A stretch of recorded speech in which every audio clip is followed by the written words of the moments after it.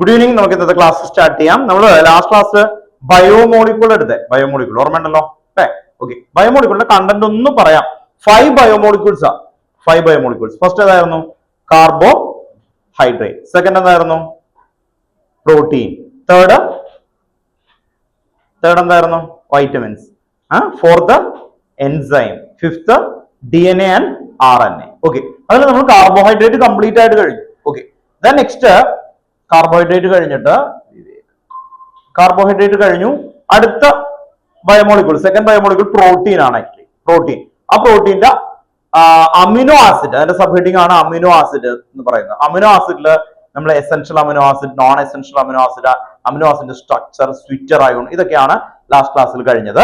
Then അതിന്റെ continuation ആണ് next heading എഴുതി വെക്കുക, structure of amine, structure of protein. Next heading structure of protein, structure of protein.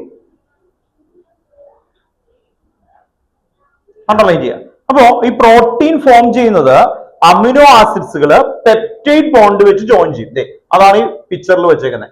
Amino acid, amino എന്ന് പറഞ്ഞാൽ എന്താ? NH2. COH എന്താ? ആസിഡ്. ഇത് രണ്ടും ഒരു പെർട്ടിക്കുലർ കോമ്പൗണ്ടിൽ ജോയിൻ ചെയ്യുമ്പോഴാണ് അതിനെ നമ്മൾ എന്ത് വിളിക്കുന്നത്?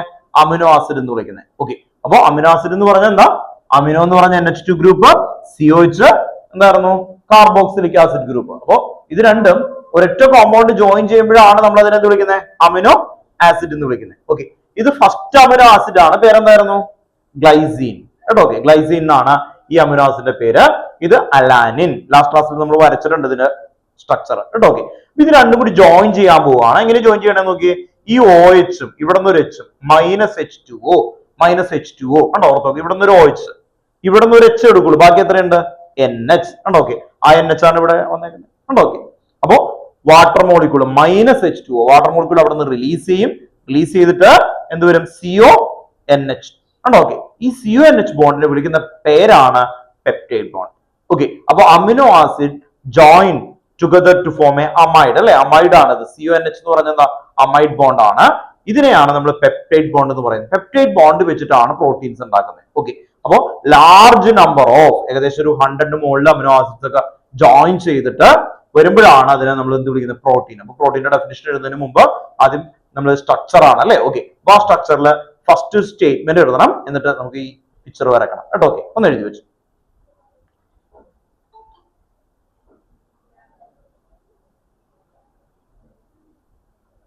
എഴുതിക്കോ കേട്ടോ.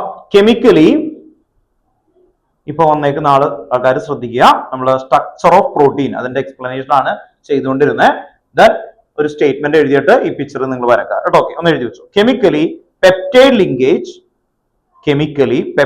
Linkage is an amide formed between chemically peptide linkage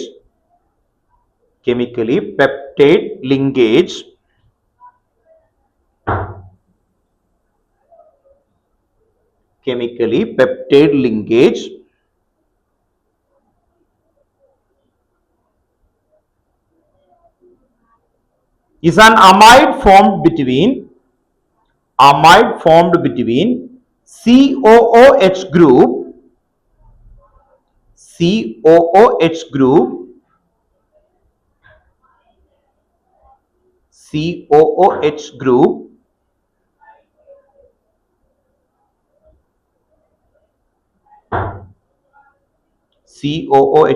and NH2 group.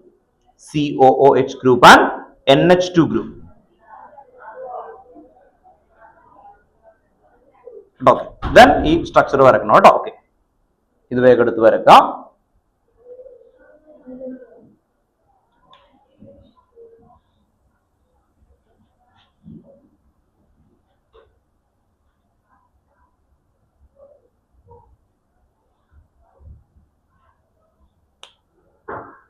ഈ പിക്ചർ വരക്കാം. കേട്ടോ,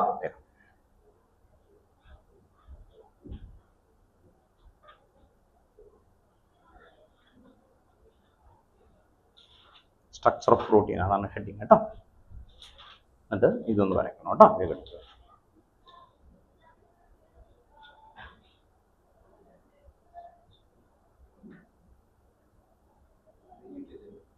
ഇത് മാത്രം.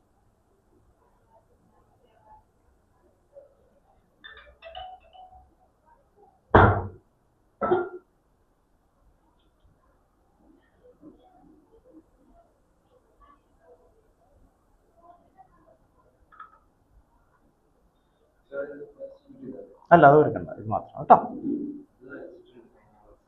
ആണോ, ഇത് വരച്ചാണ് നമ്മൾ? ഓ ആ, എഴുതി വന്നിട്ട് സ്റ്റേറ്റ്മെന്റ് വല്ലോ? ഓ, അത് വരെ എഴുതിയുണ്ടായല്ലേ? Okay okay okay okay. ഓ, ഇത് ലാസ്റ്റ് ക്ലാസ്സിൽ എഴുതിയാണ്, ഇതില്ലാത്ത ആൾക്കാരാണ് അല്ലേ? ഇത് ലാസ്റ്റ് ക്ലാസ്സിൽ എഴുതിയാണ് സ്റ്റേറ്റ്മെന്റ്. ഇതിന്റെ മാത്രം വരെ എഴുതിയിട്ടുണ്ട് അല്ലേ? പ്രോട്ടീന്റെ ഡെഫിനിഷൻ വരെ. ഓക്കെ, അപ്പൊ ഈ ഒരു ടോപ്പിക് കഴിഞ്ഞു കേട്ടോ. ഈ ടോപ്പിക് കഴിഞ്ഞു.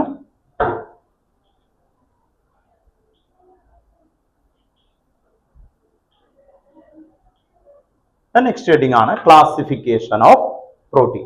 Classification of protein. Classification of protein.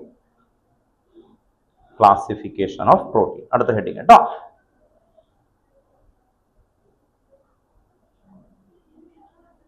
Classification of protein. First point എഴുതി വെക്കുക. Protein can be classified into type. Protein can be classified into two types on the basis of their molecular shape.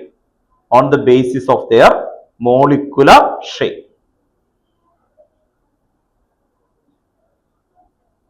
Protein can be classified into two types on the basis of their molecular shape.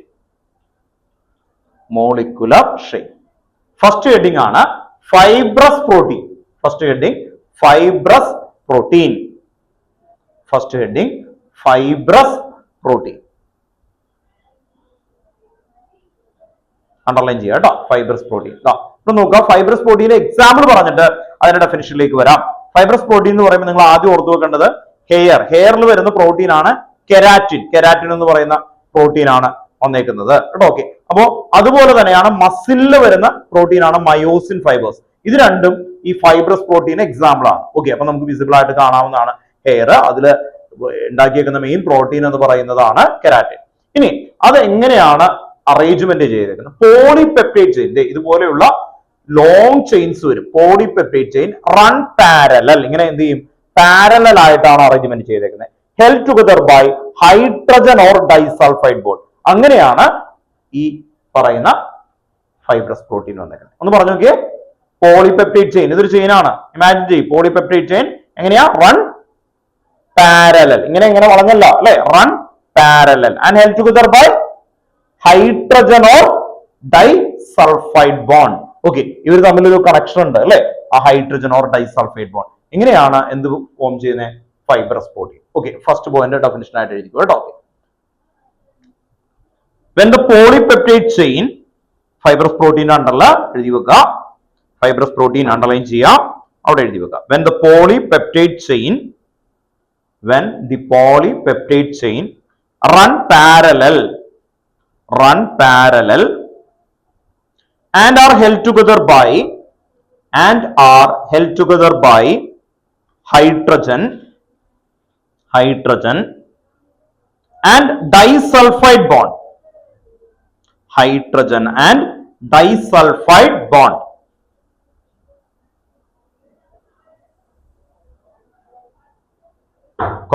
Then fiber-like structure is formed. Fiber-like structure is formed. Fiber-like structure is formed.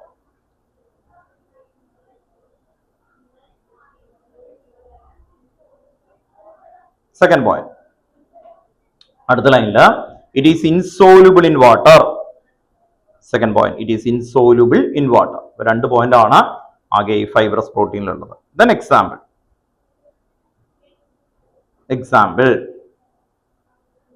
Third point example ആണ് keratin. KERATIN. Keratin. Hyphen present in hair, wool, silk. Keratin. KERATIN. Keratin. Hyphen present in hair, wool, silk. Second example ആണ് myosin. MYOSIN. Myosin. MYOSIN. Myosin. Hyphen present in muscles. Present in muscles.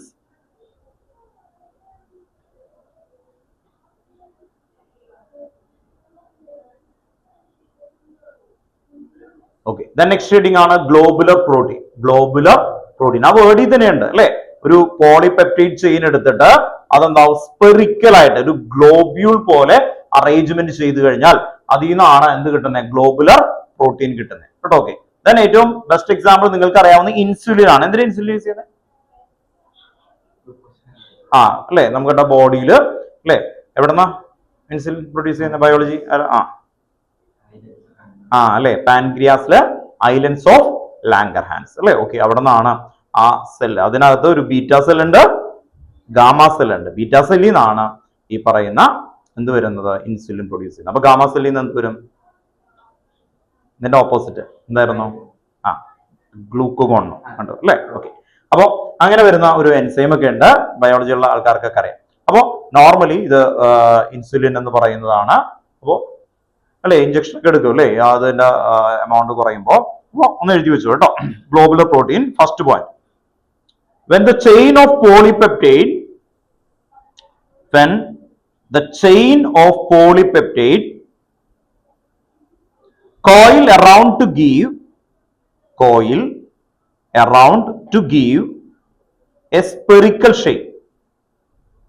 When the chain of polypeptides coil around to give a spherical shape. When the chain of polypeptides coil around to give a spherical shape. Spherical shape. When the chain of polypeptides coil around to give a spherical shape. Full stop. Second point. It is soluble in water. That is insoluble ആണെങ്കിൽ soluble. അങ്ങനെ ഓർത്ത് വെക്കണം കേട്ടോ. It is soluble in water. Example, insulin, albumin, insulin, albumin. രണ്ട് example ആണ്, insulin, albumin, insulin, albumin. അപ്പോൾ അങ്ങനത്തെ 2 എക്സാമ്പിൾസുകളാണ് വന്നേക്കുന്നത്. നെക്സ്റ്റ് നമുക്ക് അടുത്തൊരു ക്ലാസിഫിക്കേഷനിലാണ് പ്രൈമറി, സെക്കൻഡറി, ടെറിഷറി, കോർണറി എന്ന് പറയുന്ന ഏരിയ വരുന്നത്. അപ്പോൾ അടുത്ത പോയിന്റ് ആയിട്ട് എഴുതി വെക്കാം കേട്ടോ. നെക്സ്റ്റ് പോയിന്റ് ആയിട്ട് എഴുതി വെക്കാം. Structure and shape of protein. ഓർത്ത് വെക്കാം. നെക്സ്റ്റ് ക്ലാസിഫിക്കേഷൻ ആണ് structure and shape of protein can B studied.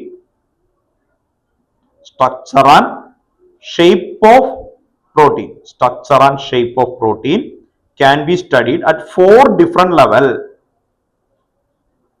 Can be studied at 4 different level. 4 different level. എന്നിട്ട് ഈ ലെവൽ ഒന്ന് എഴുതി വെക്കാം. പ്രൈമറി, സെക്കൻഡറിയിൽ 2 ടൈപ്പ് ഉണ്ട്, alpha helix and beta pleated sheet structure.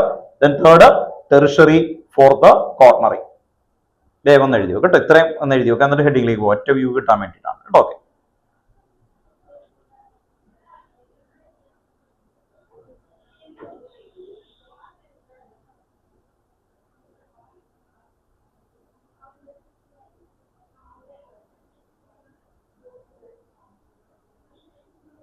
Beta pleated sheet കേട്ടോ. Okay. PLEATED, pleated sheet structure. Beta pleated sheet structure സെക്കൻഡറിയിലാണ്. അത് ഓർക്കാൻ വേണ്ടിയിട്ടാണ് എഴുതുന്നത് കേട്ടോ. ഓക്കെ. നമുക്ക് ഈ ആൽഫ ഹെലിക്സ് എന്ന് പറയുമ്പോൾ സെക്കൻഡറി ലെവൽ ഓഫ് പ്രോട്ടീൻ ആണെന്ന് കിട്ടണം. ഇത് 2 ടൈപ്പ് ആണ്, ഓർത്ത് വെക്കാം.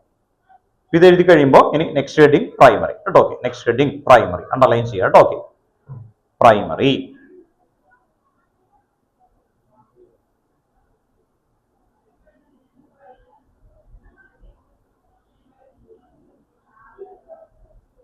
പ്രൈമറിയിൽ ഒറ്റ പോയിന്റ് ആണ് നമുക്ക് എഴുതാനായിട്ടുള്ളത്. ഈച്ച് പോളിപെപ്റ്റൈഡ് പ്രൈമറി അണ്ടർലൈൻ ചെയ്യാം കേട്ടോ. പ്രൈമറി ഇത് എഴുതി കഴിഞ്ഞിട്ട് മതി. 4 സ്ട്രക്ചേഴ്സ് ഒരുമിച്ച് എഴുതണം കേട്ടോ. ഓക്കെ. 4 ഓൺലൈനിൽ ഇരിക്കുന്ന ആൾക്കാർക്ക് വിസിബിൾ ആണെന്ന് കരുതുന്നു. ഈ 4ഉം ഒരുമിച്ച് എഴുതണം കേട്ടോ. Primary, secondary. സെക്കൻഡറിനെ അഗെയിൻ 2 ആയിട്ട് ഡിവൈഡ് ചെയ്തു. Alpha helix and beta pleated sheet കേട്ടോ. Okay. Beta pleated sheet. then third tertiary, fourth quaternary. Then next heading primary. Primary അവിടെ എഴുതി വെച്ചു കേട്ടോ. Each polypeptide in a protein has amino acid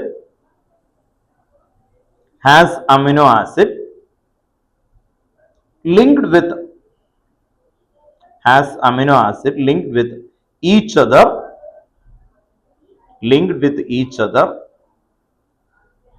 in a specific sequence.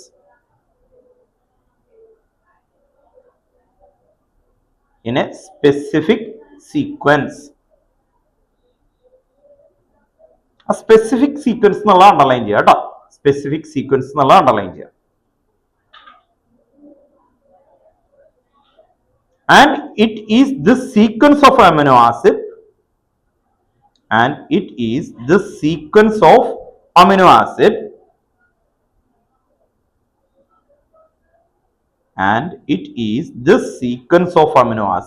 that is said to be primary structure of that protein.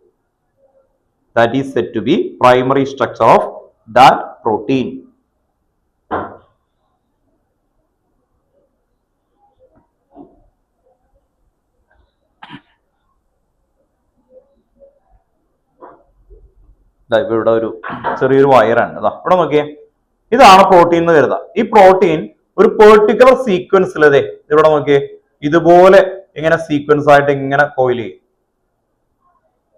ഓർത്ത് നോക്കാം. ഇങ്ങനെ വന്നു കഴിഞ്ഞാൽ അതിനെ നമുക്ക് എന്ത് വിളിക്കാം അല്ലെ, ഒരു 10 സെന്റിമീറ്റർ അങ്ങനെ, അതുപോലെ സെന്റിമീറ്റർ ഒന്നും ഇല്ല, വളരെ അറിയാലോ, ചെറിയ മോളിക്കൂളാണ്. ഞാനിപ്പോ ഒരു എക്സാമ്പിൾ പറഞ്ഞാണ്. ഒരു പെർട്ടിക്കുലർ സീക്വൻസ് ഉണ്ടാവും, ആ വേർഡ് ഓർത്ത് നോക്കാം. ആ സീക്വൻസ് അല്ലെങ്കിൽ ആ റിതം എത്രേതിലാണോ എന്ത് ചെയ്യുന്നത് സീക്വൻസിൽ കോയിൽ ചെയ്യുന്നത്, അവിടെയാണ് നമ്മൾ എന്ത് വിളിക്കുന്നത് പ്രൈമറി എന്ന് പറയുന്നത്. ഓർത്ത് നോക്കാം പ്രൈമറി. അപ്പൊ സെക്കൻഡറി എന്തായിരിക്കും? സെക്കൻഡറി പറയുന്നത് പ്രൈമറി ഫർദർ കോയിലിംഗ് പോലെ വന്നു കഴിഞ്ഞാൽ അതെന്താവും സെക്കൻഡറി. പക്ഷെ അവിടെയാണ് രണ്ട് ടൈപ്പ് വരുന്നത്, alpha helix and beta pleated sheet. ഓർത്ത് നോക്കുക, ആൽഫ ഹെലിക്സ്, ബീറ്റ പ്ലീറ്റഡ്. ഓർത്ത് നോക്കുക. ആൽഫ ഹെലിക്സ് ആണ് ഇനി നമ്മൾ അപ്പൊ അടുത്ത ഏരിയയിലേക്ക് പോരുന്നത്. അപ്പോ ഒരു പ്രൈമറി എന്ന് പറയുമ്പോൾ എന്തായിരുന്നു, ഒരു പെർട്ടിക്കുലർ ആയിട്ട് വരുന്ന ഒരു പോളിപെപ്റ്റൈഡ് ചെയിൻ, അതിൽ എന്ത് ചെയ്യും പതുക്കനെ അല്ലെ ഒരു പെർട്ടിക്കുലർ ഒരു വേർഡ് ഉണ്ടായിരുന്നു, എന്തായിരുന്നു സീക്വൻസ്. അതൊന്ന് ഓർത്ത് നോക്കാം. ഇനി ഇവിടെ എത്തുമ്പോൾ ആൽഫ ഹെലിക്സ് എന്ന് പറയുമ്പോൾ ഇവിടെ നിങ്ങൾക്ക് സ്പ്രിംഗ് അറിയാലോ,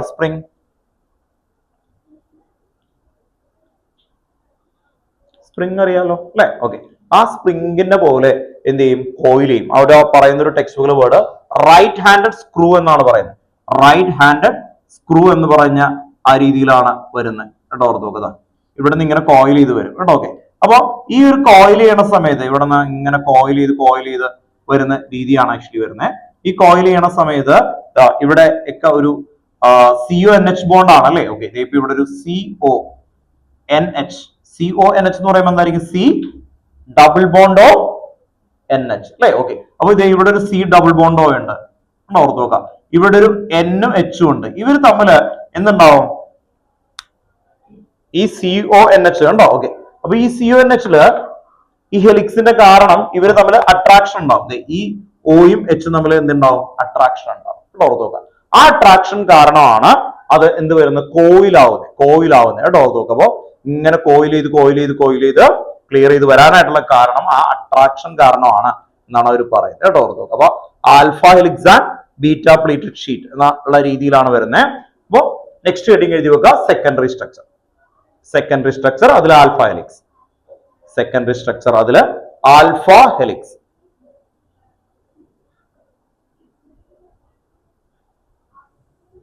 സെക്കൻഡറി സ്ട്രക്ചർ അതിൽ ആൽഫ ഹെലിക്സ്.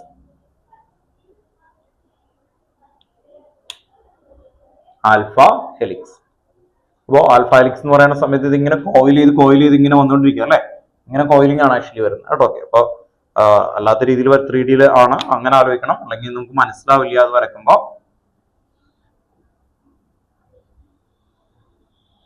ഇങ്ങനെ കോയിൽ ചെയ്ത് വരികയാണ്. അപ്പൊ ആ കോയിൽ ചെയ്യുന്ന സമയത്ത് നോർമലി ഈ ഒരു അല്ലെ ബെൻഡിങ്ങിന് കാരണം എന്താ CONH ബോണ്ട് ആണ്. CONH ബോണ്ട് ആയിട്ട് നിൽക്കുന്നതുകൊണ്ടാണ് കേട്ടോ. ഓക്കെ. അപ്പൊ ഒന്ന് ഓർത്ത് വെക്കാം.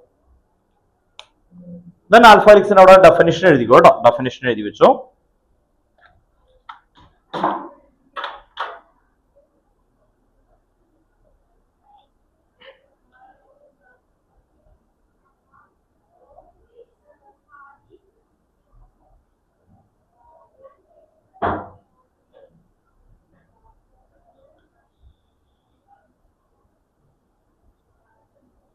A polypeptide chain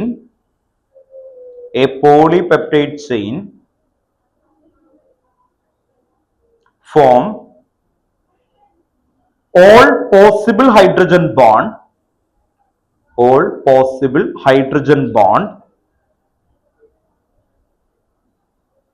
a polypeptide chain form all possible hydrogen bond by twisting into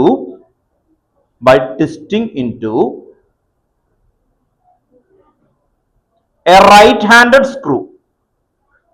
By twisting into a right-handed screw.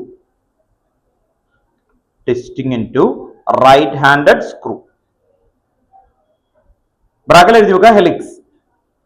HELIX helix. Bracket close ചെയ്യുക. with the NH group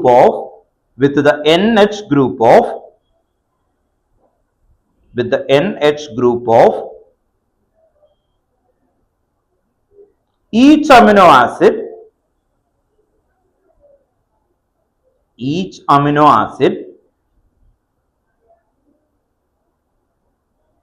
hydrogen bonded to the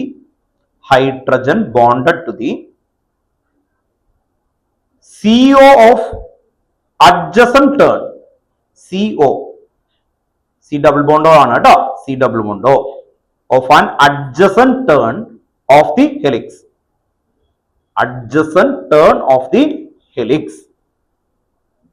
നിങ്ങൾ underline ചെയ്യേണ്ട word hydrogen bond കേട്ടോ. ഓർത്ത് വെക്കുക. Stability എന്ന് പറയുമ്പോൾ അത് ഓർത്ത് വെക്കേണ്ടത് ഹൈഡ്രജൻ ബോണ്ട് കേട്ടോ. ഓക്കെ, അപ്പോൾ ഞാൻ ഇങ്ങനെ കോയിൽ ഇത് വരച്ചു. ശരിക്കും ഈ കോയിലിംഗ് 3D ഇതിൽ വരച്ചു കഴിഞ്ഞാൽ മനസ്സിലാവില്ല അല്ലേ? ഓക്കെ, ഇതിപ്പോ ഇവിടെ വലിയൊരു കമ്പ്യൂട്ടറിന്റെ വരുന്നുണ്ട്. എങ്ങനെ ഹെലിക്സ് വരുന്നത്? സ്പ്രിംഗ് ഓർമ്മ ഉണ്ടാവുമല്ലോ അല്ലേ? ഓക്കെ, ഇത് കണ്ടോ, ഓർത്ത് നോക്ക്. ഇത് ഇങ്ങനെ സ്പ്രിംഗ് വരും അല്ലേ? ഓക്കെ, ഓൺലൈനിൽ ഇരിക്കുന്ന ആൾക്കാർക്ക് കാണാൻ പറ്റും. ഓക്കെ, ഇത് ഇങ്ങനെ സ്പ്രിംഗ് ആവുമ്പോ ഇങ്ങനെ കോയിൽ ചെയ്ത് വരാണ് അല്ലേ? ഓക്കെ, നിങ്ങൾ സ്പ്രിംഗ് കണ്ടിട്ടുണ്ടാവും അല്ലേ? ഇതുപോലെ ഇരിക്കുന്നത്. ഓക്കെ, ഇവിടെ നോക്കിയേ, കണ്ടോ ഓർത്തോ. ഇതും തമ്മിൽ ഇങ്ങനെ ആവാനുള്ള കാരണം എന്താ പറയുന്നത് കേട്ടോ? ഓർത്ത് നോക്കുക. ഇതാണ് ഓർത്ത് നോക്കണം കേട്ടോ. ഓക്കെ, കണ്ടോ, ഇവര് തമ്മില് ഇങ്ങനെ വന്നുകൊണ്ടിരിക്കുക സ്പ്രിംഗ് പോലെ അല്ലേ? ഓർത്ത് നോക്കുക. റൈറ്റ് ഹാൻഡ് സ്ക്രൂവില് ഇങ്ങനെ വരികയാണ്. ഇതാണ് നമ്മൾ വരച്ചത്. അപ്പൊ ഇതിന്റെ അട്രാക്ഷൻ വരുന്നത് ഓർത്ത് നോക്കുക ഹൈഡ്രജൻ ബോണ്ടാണ്. ഇവിടെ C ഡബിൾ ബോണ്ടോ, ഇവിടെ NH, ഇവർ തമ്മിലുള്ള അട്രാക്ഷൻ. അതുകൊണ്ടാണ് ആൽഫ ഹെലിക്സ് വരുന്നത് കേട്ടോ. ഓക്കെ, അപ്പൊ ആൽഫ ഹെലിക്സ് നോക്കിയേ, ഇവിടെ എന്തുണ്ടോ? CO, ഇവിടെ എന്തുണ്ടോ? NH. ഓക്കെ, അവർ തമ്മിലുള്ള ഈ ഡോട്ടർ ലൈൻ എന്താ കൊടുത്തത്? Hydrogen bond. അപ്പോ ഇതിന്റെ ബോർഡിൽ ചോദിച്ചേക്കുന്ന question, stability of alpha helix represent dash bond. ഓപ്ഷനിൽ കിടക്കുന്നത് ഒന്ന് പെപ്റ്റൈഡ് ബോണ്ട് ഉണ്ട് ഇവിടെ അല്ലേ? ഇത് മുഴുവൻ എന്താ? പെപ്റ്റൈഡ് ബോണ്ടാണ്. ഇത് എന്താണ്? പ്രോട്ടീൻ ചെയിൻ ആണല്ലേ? ഓക്കെ, പ്രോട്ടീൻ ചെയിൻ എങ്ങനെയാ ഉണ്ടായേക്കുന്നത്? അമിനോ ആസിഡ്സുകൾ ഇത് കണ്ടോ, ഇതുപോലെ ജോയിൻ ചെയ്തിട്ടാണ് ഈ മുഴുവനും കണ്ടോ ഓർത്തോ. ഇത് മുഴുവൻ ഉണ്ടാകുന്നത് എന്ത് ബോണ്ടാ? Peptide bond. ഓക്കെ, ഇങ്ങനെ കോയിലായിട്ട് സ്റ്റേബിൾ ആവുന്നതിന്റെ റീസൺ എന്താ? Hydrogen bond. കണ്ടോ ഓർത്ത് നോക്കാം. കോയിലാവാനായിട്ടുള്ള കാരണം എന്താ? Hydrogen bond. ഓക്കെ, അപ്പോ സെക്കൻഡറിക്ക് സ്റ്റെബിലിറ്റി ചോദിച്ചു കഴിഞ്ഞാൽ അത് നിങ്ങൾ ഓർത്ത് വെക്കേണ്ടത് ഹൈഡ്രജൻ ബോണ്ട് ആണ്. ഓക്കെ, നെക്സ്റ്റ് ഹെഡിങ് എഴുതി വെക്കാം കേട്ടോ. Beta pleated sheet. അപ്പൊ ആൽഫ ഹെലിക്സ് കഴിഞ്ഞു, beta pleated sheet structure underline ചെയ്യാം.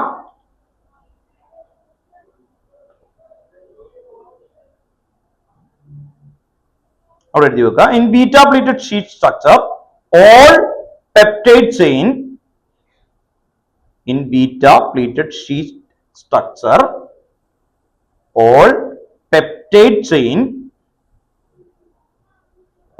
peptide chain are stretched out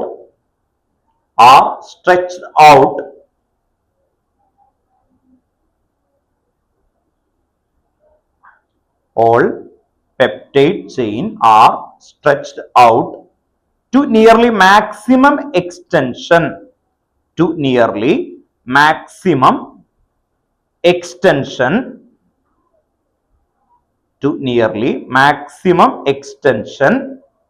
And then laid laid side by side.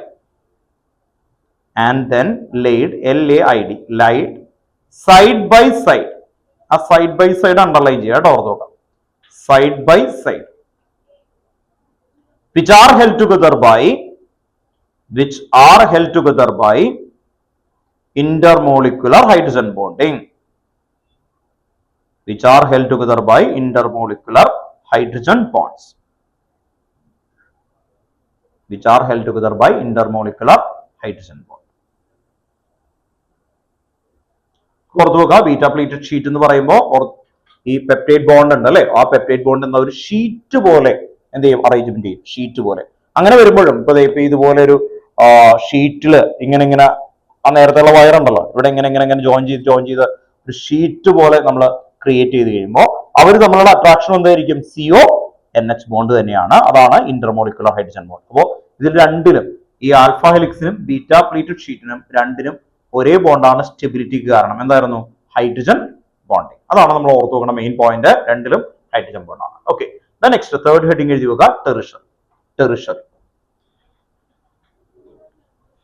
Third heading tertiary. Tertiary structure ആണ്, underline ചെയ്യാം. ഇവിടെ എഴുതി വെക്കാം, the tertiary structure of protein represent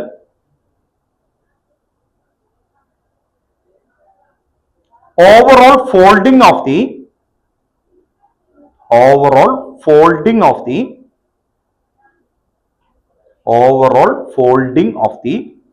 polypeptide chain, that is overall folding of the polypeptide chain, that is further folding of the secondary structure.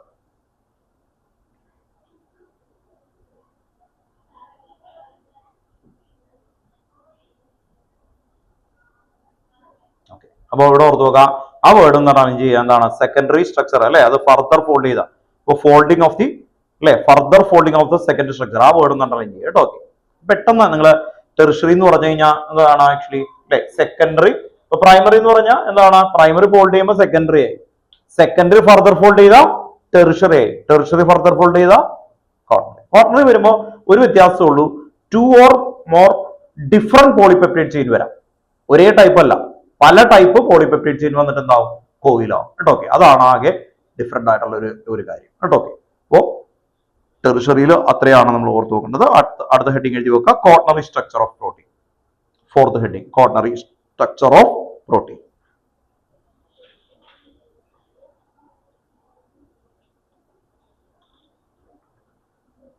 To points ആണ്. First point എഴുതി വെക്കുക കേട്ടോ. Okay,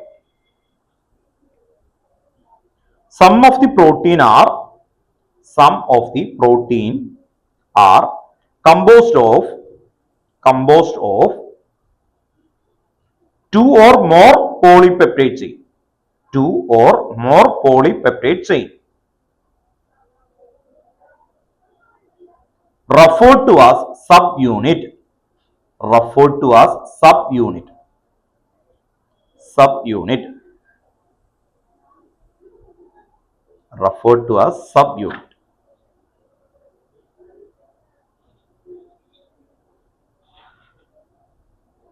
Next point ആയിട്ട് second point എഴുതി വെക്കാം, the spatial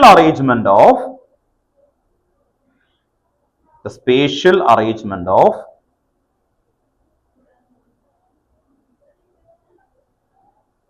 these subunit,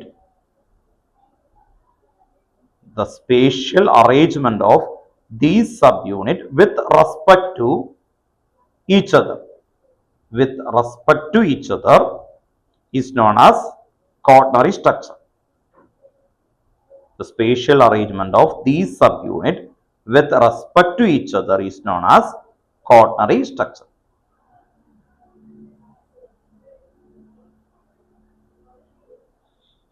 ഇതിൽ underline ചെയ്യേണ്ട word 2 or more polypeptide chain. ഒന്ന് അണ്ടർലൈൻ ചെയ്തേ, 2 or more polypeptide chain.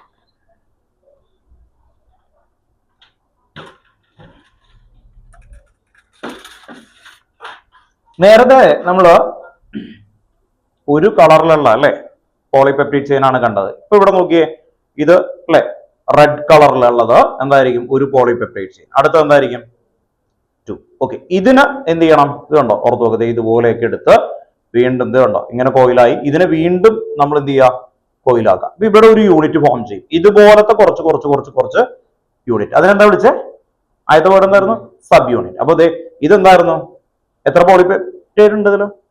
1 ആണോ? അല്ല അല്ലെ, 2 കളർ ഉണ്ട്. അപ്പൊ എന്തായിരിക്കും? 2 ഉണ്ട്. 2 ഓർ മോർ പോളിപെപ്റ്റൈഡ് ചെയിൻ. ഇങ്ങനെ കോയിലായിട്ടൊരു എന്ത് വരും? Sub unit. ഇതുപോലത്തെ കുറെ സബ് യൂണിറ്റ് വരും. അത് മിക്സ് ചെയ്ത് കഴിഞ്ഞാൽ എന്തായി കിട്ടും? കോർഡിനറി സ്ട്രക്ചർ കേട്ടോ. ഓക്കെ, അപ്പോ അതൊന്ന് ഓർത്ത് നോക്കുക. കോർഡിനറി സ്ട്രക്ചർ എന്ന് പറയുമ്പോൾ അങ്ങനെയാ വരുന്നത് കേട്ടോ. ഓക്കെ, നെക്സ്റ്റ് പ്രോട്ടീന്റെ ലാസ്റ്റ് ടോപ്പിക് ആണ് denaturation of protein. Next heading denaturation of protein. Denaturation of protein.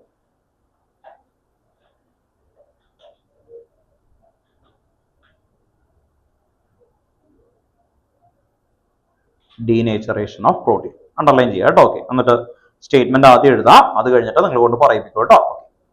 ഒന്ന് എഴുതി വെച്ചു. When a protein in its native form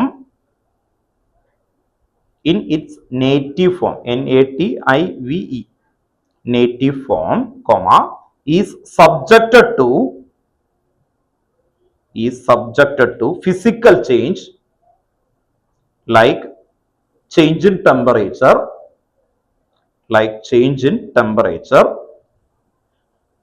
or chemical change like change in pH.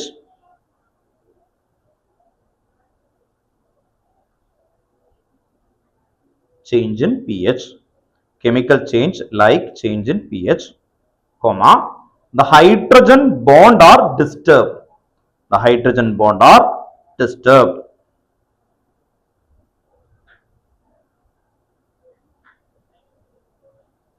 Full stop.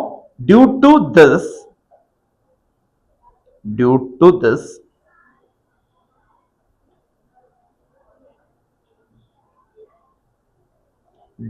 this uncoil and protein loses its biological activity.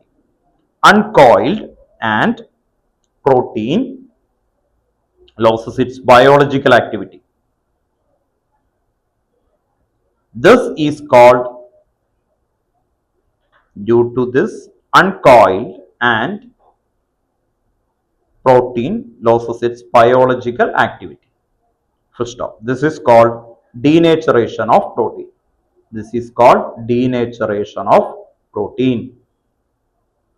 This is called denaturation of protein.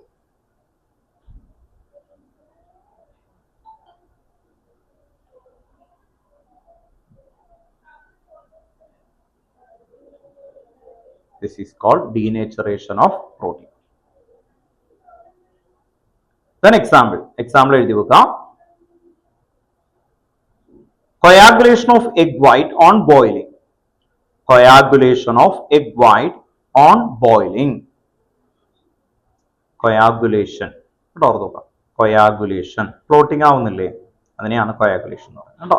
Coagulation of egg white on boiling. Example ആണ് കേട്ടോ. Coagulation. COAGULATION. Coagulation. Coagulation of egg white on boiling. Second example, another example ആണ് curdling of milk.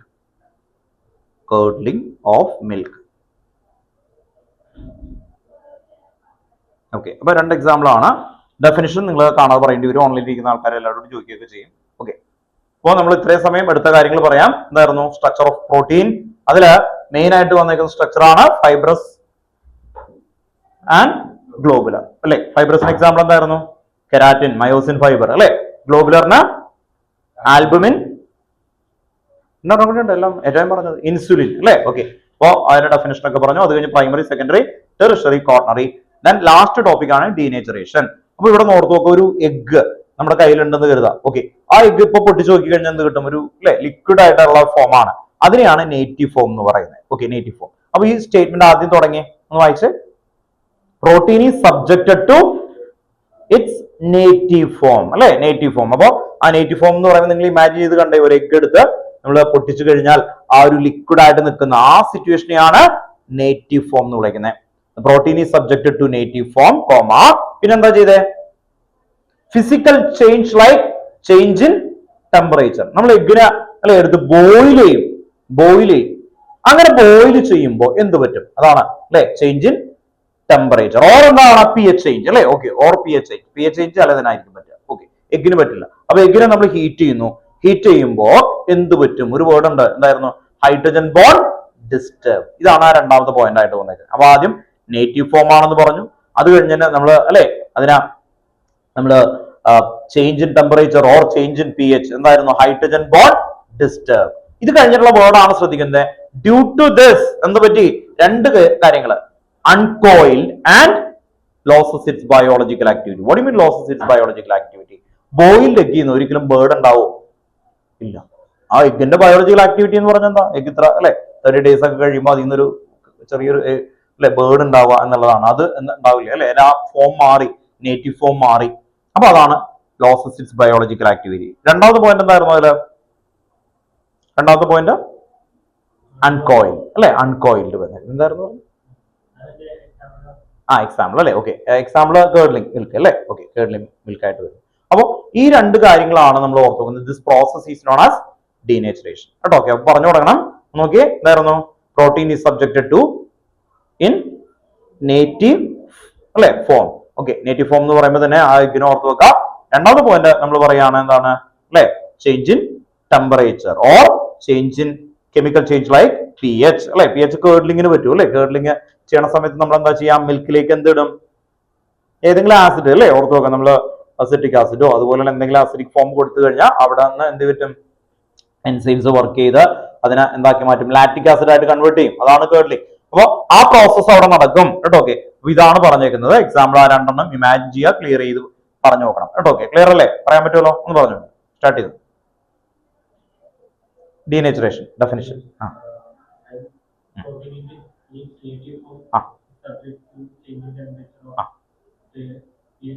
pH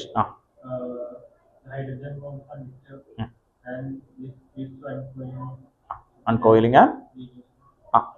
and losses its biological activity. This is known as denaturation. ഒന്ന് പറഞ്ഞു.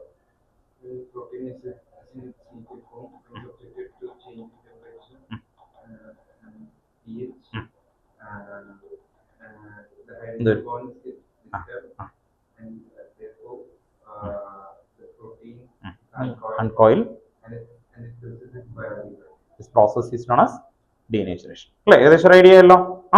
Then next നമ്മൾ പറയുന്ന ഇത് ഇത്രയാകുമ്പോൾ ഈ portion തീർന്നു കേട്ടോ. ഓക്കെ, ഇനി ഇവിടെ ഇത് കഴിഞ്ഞിട്ട് ഒരു ക്വസ്റ്റ്യൻ ഉണ്ട്. ആ ക്വസ്റ്റ്യൻ ആൻസർ എന്താണെന്ന് ഓർത്ത് വെച്ചേക്കണം. സിമ്പിൾ ആയിട്ടുള്ള ക്വസ്റ്റ്യൻ ആണ്. ഇവർ ചോദിക്കുന്നത് where does the water present in the egg go after boiling the egg. എന്ത് പറ്റും, എഗ്ഗിനെ ബോയിൽ ചെയ്യൂലേ, ആദ്യം പൊട്ടിച്ച് നോക്കുമ്പോൾ ലിക്വിഡ് ഉണ്ടാവുമല്ലോ. ബോയിൽ ചെയ്ത് കഴിയുമ്പോൾ ആ എഗ്ഗിനകത്തുള്ള വെള്ളം എവിടെ പോകും, എവിടെ പോകും പറയും, ആരബ്സോർബ് ചെയ്യും, എന്ത് ഫോമിലേക്ക് മാറും, ഡീനേച്ചർ ആവുമ്പോൾ എന്ത് പറ്റും, ഒറ്റ വേർഡാണ് ആൻസർ, ഒറ്റ വേർഡ്, കുഞ്ഞു വേർഡ്. ഇവാപറേറ്റ് ചെയ്യില്ല, കാരണം എഗ്ഗിനെ അടച്ചു വെച്ചേക്കാം. എഗ്ഗിന് ചൂടാക്കി കഴിഞ്ഞിട്ട് അല്ലെ, നമ്മൾ ബോയിൽ ചെയ്ത എഗ്ഗിൽ നോക്കി കഴിഞ്ഞാൽ അത് നല്ല ഹാർഡായിട്ടിരിക്കുന്ന കാണാം അല്ലെ, ഹാർഡായിട്ടിരിക്കുന്ന കാണാം. അപ്പൊ ആ വാട്ടർ എവിടെ പോയി, ഇതാണ് ചോദ്യം. ഒറ്റ വേർഡാണ് ആൻസർ. എന്ത് പറ്റും, ഹീറ്റ് ചെയ്താൽ എന്ത് പറ്റും, ഫോർമേഷൻ ഓഫ് ഹൈഡ്രജൻ ബോണ്ട്.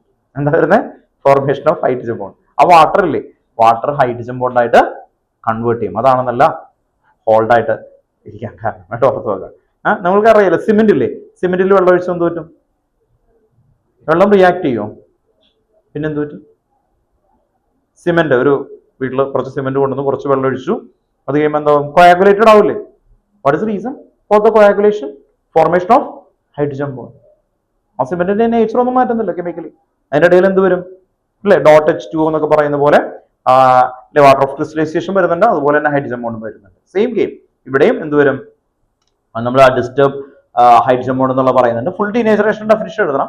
എന്നിട്ട് നമ്മൾ പറയണം it become they convert to intermolecular hydrogen bond. അതാണ് സ്ട്രോങ് ആയിട്ടിരിക്കുന്നത് കേട്ടോ. ഓക്കെ, അത് ഓർത്ത് വെച്ചേക്കണം. ഇനി നെക്സ്റ്റ് ഹെഡിങ് ആണ് എൻസൈം. എൻസൈം ഒരു കുഞ്ഞ് ഹെഡിങ് ആണ് കേട്ടോ, ഓർത്ത് നോക്കാം. Next heading enzyme.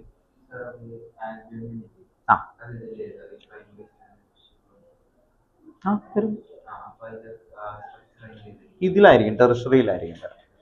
Tertiary albumin പോലെയുള്ള മോളിക്യൂൾസ് കേട്ടോ, ഓർത്ത് നോക്കാം. ഞാൻ ഒരു 1 വേർഡ് ക്വസ്റ്റ്യൻസ് നമ്മൾ എഴുതിയുണ്ട്. ഇൻസുലിന്റെ എത്ര അമിനോ ആസിഡ്സ് ഉണ്ടെന്നുള്ള 51 എഴുതിയില്ലേ ലാസ്റ്റ് ക്ലാസ്സിൽ? ഓക്കെ കേട്ടോ, ഇവിടെ അത് മെൻഷൻ ചെയ്യുന്നുണ്ട് കേട്ടോ. നെക്സ്റ്റ് ഹെഡിങ് എഴുതി വെച്ചു കേട്ടോ, എൻസൈംസ്.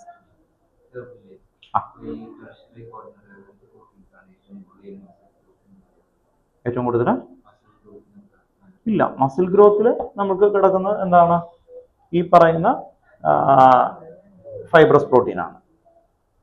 ഫൈബ്രസ് പ്രോട്ടീൻ അതെന്താ? മയോസിൻ ആണ് ആക്ച്വലി വരുന്നത്. അപ്പൊ മസിൽ ഗ്രോത്ത് ഉണ്ടെങ്കിൽ മയോസിന് വരേണ്ട അമിനോ ആസിഡ്സ് ഉണ്ട്. ആ അമിനോ ആസിഡ് നമ്മൾ എന്ത് ചെയ്യണം? ഇൻടേക്ക് എടുക്കണം. ആ അമിനോ ആസിഡിൽ തന്നെ ഏതൊക്കെ ഉണ്ടാവും? എസെൻഷ്യൽ ഉണ്ട്, നോൺ എസെൻഷ്യൽ ഉണ്ട്. അപ്പൊ നമ്മളെപ്പോഴും ബാലൻസ്ഡ് ഡയറ്റ് ആണ് പറയാം. കൂടുതലായി കഴിഞ്ഞാൽ എന്ത് പറ്റും? പ്രോട്ടീൻ. അപ്പൊ ഇയാൾ ചോദിച്ചത് നന്നായി, കാരണം നിങ്ങൾ പഠിക്കുമ്പോൾ കുറച്ചും കൂടി നാൾ കഴിയുമ്പോൾ എന്തായാലും ഹെൽത്ത് കോൺഷ്യസ് ആവും നിങ്ങൾ. കാരണം ഇപ്പോഴത്തെ കാലത്ത് അങ്ങനെയാണ് ആക്ച്വലി വരുന്ന സമയത്ത്, കുറച്ചും കൂടി ഒരു ഏജ് ഒക്കെ കഴിയുന്ന സമയത്ത് എന്തായാലും ഹെൽത്ത് കോൺഷ്യസ് ആവും. അപ്പോൾ ഒരു പ്രശ്നം വരുന്നത് ഇതാണ്, പ്രോട്ടീൻ ഫുഡ് നല്ലതാണോ അല്ലേ? ആണോ? നല്ലതാണോ? പ്രോട്ടീൻ ആവശ്യമാണ് ആക്ച്വലി, പക്ഷെ കൂടുതൽ പ്രോട്ടീൻ കഴിച്ചാൽ എന്ത് പറ്റും? കീറ്റോ ഡയറ്റ് എന്നൊക്കെ പറഞ്ഞൊരു സംഭവം ഉണ്ട്. അപ്പോൾ അതിന്റെ പ്രശ്നം എന്താണെന്ന് വെച്ച് കഴിഞ്ഞാൽ, ഈ അമിനോ ആസിഡ്സ് നമ്മൾ ഇപ്പോൾ വർക്കൗട്ട് ചെയ്യാൻ പോകുന്നുണ്ട്, ജിമ്മിന് അങ്ങനെയൊക്കെ പോകുന്ന സമയത്ത് നമ്മൾ കൂടുതൽ വർക്കൗട്ട് ഒക്കെ ചെയ്യുന്ന സമയത്ത് മസിൽ ഗ്രോത്ത് ആവശ്യമാണെങ്കിൽ പ്രോട്ടീൻ ഇൻടേക്ക് എടുക്കണം. അപ്പൊ ഇയാൾ അത്ലറ്റ് ആണ്, ഇയാൾ ഓടാൻ പോകുന്ന ആളാണ്. അപ്പൊ അയാൾക്ക് എന്ത് ചെയ്യുന്നുണ്ട് അല്ലെ, മസിലിന്റെ നമ്മളെക്കാളും നോർമൽ ആയിട്ട് വേണമെന്ന് ആർക്കറിയാം? ബോഡിക്ക് അറിയാം അല്ലെ? ഓക്കെ, അങ്ങനെ വരുമ്പോൾ ഇയാള് ഒരു പ്രോട്ടീൻ ഡയറ്റ് ക്ലിയർ ആയിട്ട് എടുത്തു കഴിഞ്ഞു, അല്ലെങ്കിൽ എക്സ്റ്റേണലി ഒരു പ്രോട്ടീൻ പൗഡർ എന്ന് പറയുന്നത് എടുക്കാം, അയാൾക്ക് കൺസ്യൂം ചെയ്യാം. ആ സമയത്ത് അങ്ങനെ ഒന്നും ചെയ്യാത്ത ഒരാള് രാവിലെ തന്നെ മസിലൊക്കെ വരേണ്ട കുറെ പ്രോട്ടീൻ മാറ്റി കഴിക്കുകയാണെങ്കിൽ എന്ത് പറ്റും? ഡോക്ടർ മസിലൊക്കെ മണ്ണാക്കോട്ടെ എല്ലാ ദിവസം പ്രോട്ടീൻ പൗഡർ മിക്സ് ചെയ്യുന്നു, കഴിക്കുന്നു, അങ്ങനെയാണെന്ന് വിചാരിക്കുക. അങ്ങനെയാണെങ്കിൽ എന്ത് പറ്റും? ബോഡി ഇൻടേക്ക് എടുത്ത് അത് ബ്ലഡിലേക്ക് എത്തിക്കഴിയുമ്പോൾ അവിടെ ഒരു പ്രശ്നം വരും. അവിടെ നിന്ന് ഈ അമിനോ ആസിഡ്സ് ഉണ്ടല്ലോ, അമിനോ ആസിഡ്സ് എന്ത് ചെയ്യും? ബോഡി അത് റിമൂവ് ചെയ്യും, ബോഡി അബ്സോർബ് ചെയ്യില്ല. അപ്പോഴാണ് കിഡ്നിക്ക് പ്രശ്നം ഉണ്ടാവും എന്ന് പറയുന്നത്. അതെന്താണ്? യൂറിക് ആസിഡ് ആയിട്ടുള്ള രീതിയിൽ കൺവേർട്ട് ചെയ്യും. അതുപോലെ തന്നെ വേറെ ഒന്നുണ്ട്, കാർബ് കട്ട് ചെയ്തിട്ടുള്ള ഡയറ്റ് ഉണ്ട്. എന്ന് പറഞ്ഞാൽ കാർബോഹൈഡ്രേറ്റ് കഴിക്കാതെ വണ്ണം കുറയ്ക്കാൻ വേണ്ടിയിട്ട് ചില ആൾക്കാർ, നിങ്ങൾ യൂട്യൂബിലൊക്കെ നോക്കിയാണ്, അത് കാർബോഹൈഡ്രേറ്റ് ഫുൾ ഒഴിവാക്കും, എന്നിട്ട് പ്രോട്ടീൻ മാത്രം കഴിക്കും. കാർബോഹൈഡ്രേറ്റ് അല്ലേ ഫാറ്റ് ഉണ്ടാക്കുന്നത്? പ്രോട്ടീൻ മാത്രം കഴിച്ചു കഴിഞ്ഞാൽ കാർബോഹൈഡ്രേറ്റ് പോകില്ലേ? എന്ന് പറഞ്ഞാൽ എല്ലാ ദിവസവും ചിക്കൻ, അത് അങ്ങനെ ഓരോ പോർഷൻ ഉണ്ട്, ഞാൻ അതിലേക്ക് വരുന്നില്ല. അപ്പോൾ അത് മാത്രമായിട്ട് കഴിക്കാൻ നിങ്ങൾ ഈ ചാപ്റ്റർ പഠിക്കുമ്പോൾ എന്തെങ്കിലും ഉപകാരപ്പെടേണ്ടതാണ്. കാർബോഹൈഡ്രേറ്റിന്റെ ഒരു ഫംഗ്ഷൻ എന്തായിരുന്നു? സോഴ്സ് ഓഫ് എനർജി അല്ലേ? നമ്മളിപ്പോ ഈ വർത്താനം പറയണം, എഴുതണം, നടക്കണം, എല്ലാത്തിനും എന്ത് വേണം? കാർബോഹൈഡ്രേറ്റ് വേണം. അപ്പൊ കാർബോഹൈഡ്രേറ്റിനെ കട്ട് ചെയ്ത് കഴിഞ്ഞ് കഴിഞ്ഞാൽ ബോഡി എന്ത് ചെയ്യും? പ്രശ്നമാണെന്ന് കരുതിയിട്ട് ബോഡി പ്രോട്ടീനിൽ നിന്ന് കാർബോഹൈഡ്രേറ്റ് ഉണ്ടാക്കുന്ന പ്രോസസ്സിലേക്ക് വരും. അപ്പോഴും യൂറിക് ആസിഡ് വരും, മനസ്സിലായി? അങ്ങനെ വരുമ്പോൾ കിഡ്നിക്ക് പണി കിട്ടും. അതാണ് പ്രശ്നം. അപ്പോൾ നിങ്ങൾ ബാലൻസ് ഡയറ്റ് ആണ് എപ്പോഴും ചെയ്യാവും കേട്ടോ. ബാലൻസ് ഡയറ്റ് എന്ന് പറയുമ്പോൾ പ്രോട്ടീൻ റിച്ച് ആയിട്ടുള്ള ഫുഡ് കഴിക്കണം. പിന്നെ ഒരു ഏജ് ആയി കഴിയുമ്പോഴേക്കും ഇൻടേക്ക് എടുക്കുന്ന പ്രോട്ടീൻ കുറവായിരിക്കും എന്ന് പറഞ്ഞാൽ നിങ്ങളുടെ മാതാപിതാക്കളൊക്കെ ഉണ്ടാവുമല്ലോ. ഓക്കെ, പുറത്ത് വെക്കാം. അപ്പോൾ നിങ്ങൾ കുറച്ചും കൂടി വലുതാകുമ്പോൾ അവർക്ക് ഒരു ഏജ് കഴിഞ്ഞ് കഴിഞ്ഞാൽ പ്രോട്ടീൻ, കാൽസ്യം അങ്ങനെയുള്ള ഇതിന്റെ ബാലൻസ് ഡയറ്റ് കറക്റ്റ് ആയിട്ട് വാങ്ങിച്ചു കൊടുക്കണം വരുന്നത്. അതിൽ കറക്റ്റ് എമൗണ്ട് ഒക്കെ എഴുതിയേക്കുന്ന നല്ല കമ്പനികളുടെ വെച്ചിട്ട് കുറച്ച് ഒരു particular rhythm of time, habit ആവരുത് എല്ലാ ദിവസവും അങ്ങനെ. അതല്ല, ഒരു പെർട്ടിക്കുലർ ടൈം കഴിയുമ്പോൾ ഇത് എടുക്കാം. വൈറ്റമിൻസോ അങ്ങനെയൊക്കെ എടുക്കുകയാണെങ്കിൽ അതൊന്നല്ലെങ്കിൽ എന്തെങ്കിലും അസുഖമൊക്കെ ഉണ്ടെങ്കിൽ എന്ത് ചെയ്യണം? അഡ്വൈസ് ചെയ്ത് ചോദിച്ചിട്ട് ചെയ്യാവും. അല്ലെങ്കിൽ എക്സസ് ആവാൻ പാടില്ല. വൈറ്റമിൻസ് എടുക്കുമ്പോഴും പറയും അത് എക്സസ് ആയി കഴിഞ്ഞാൽ എന്താണ്? ഹാർംഫുൾ ആണ്, നല്ലതിനേക്കാളേറെ ഓപ്പോസിറ്റ് ആയിട്ട് വരും കേട്ടോ. ഓക്കെ, അപ്പോൾ അത് ശ്രദ്ധിച്ചേക്കണം. ഈ പ്രോട്ടീൻ എന്ന് പറയുന്നത് മസിൽസിന് വേണ്ടിയിട്ട് മയോസിൻ ഫൈബേഴ്സ് ആണ്. ഇവിടെയൊക്കെ നിങ്ങൾ പ്രോട്ടീൻ പൗഡർ ഒക്കെ വായിക്കുമ്പോൾ അതിന്റെ ബാക്കിൽ ഉള്ള ഒരു ഇതുണ്ട് കേട്ടോ, ഓർത്ത് വെക്കാം. നമുക്ക് ടൈം ഉണ്ടെങ്കിൽ അതൊന്ന് പറഞ്ഞുതരാം. അപ്പോൾ അവിടെ വരുന്ന ആൽഫ അമിനോ ആസിഡ്സും ബാക്കി കാര്യങ്ങളൊക്കെയാണ്. അപ്പൊ ഈ അമിനോ ആസിഡ്സിന്റെ ഒക്കെ കറക്റ്റ് ആയിട്ടുള്ള ഒരു ഓർഡർ ഉണ്ട്. ആ ഓർഡർ കൃത്യമായിട്ട് ഒന്ന് ഫോളോ ചെയ്യേണ്ടി വരും കേട്ടോ. ഒന്ന് ഓർത്ത് വെച്ചേക്കണം കേട്ടോ. നെക്സ്റ്റ് അടുത്ത ഹെഡിങ് ഒന്ന് എഴുതി വെച്ചു കേട്ടോ, enzyme. Next heading enzymes.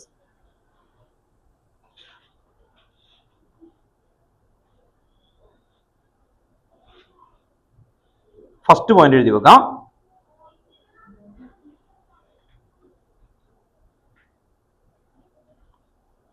First point biocatalyst. Biocatalyst hyphen enzyme. എൻസൈമിന്റെ അനദർ നെയിം ആണ് കേട്ടോ first point. Biocatalyst hyphen enzyme. Second point എൻസൈമിന്റെ അനദർ നെയിം ആണ് എന്ത്? ബയോ കാറ്റലിസ്റ്റ് അല്ലെങ്കിൽ ബയോളജിക്കൽ കാറ്റലിസ്റ്റ് എന്ന് പറയും കേട്ടോ. Okay. Second point almost all the enzyme R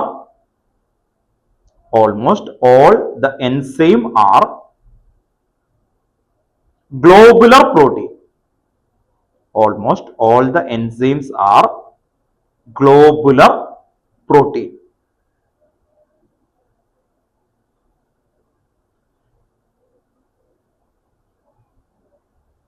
Almost all the enzymes are globular protein. Third point, അടുത്ത ലൈനില് enzymes are very specific. Enzymes are very specific for a particular reaction.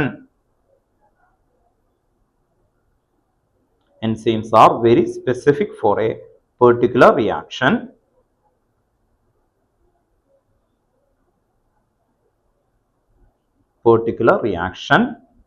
And for a particular substrate.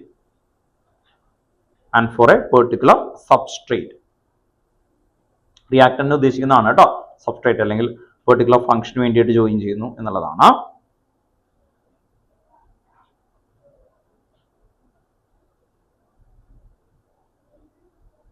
Enzymes are very specific for particular reaction and for a particular substrate. The next example ആണ് maltase. MALTASE.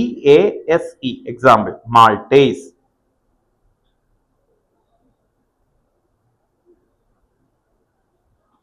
Text ബുക്കിൽ ഒരു example ആണ് കൊടുത്തേക്കുന്നത്. അടുത്തൊന്ന് എഴുതി വെക്കുക. Lactase.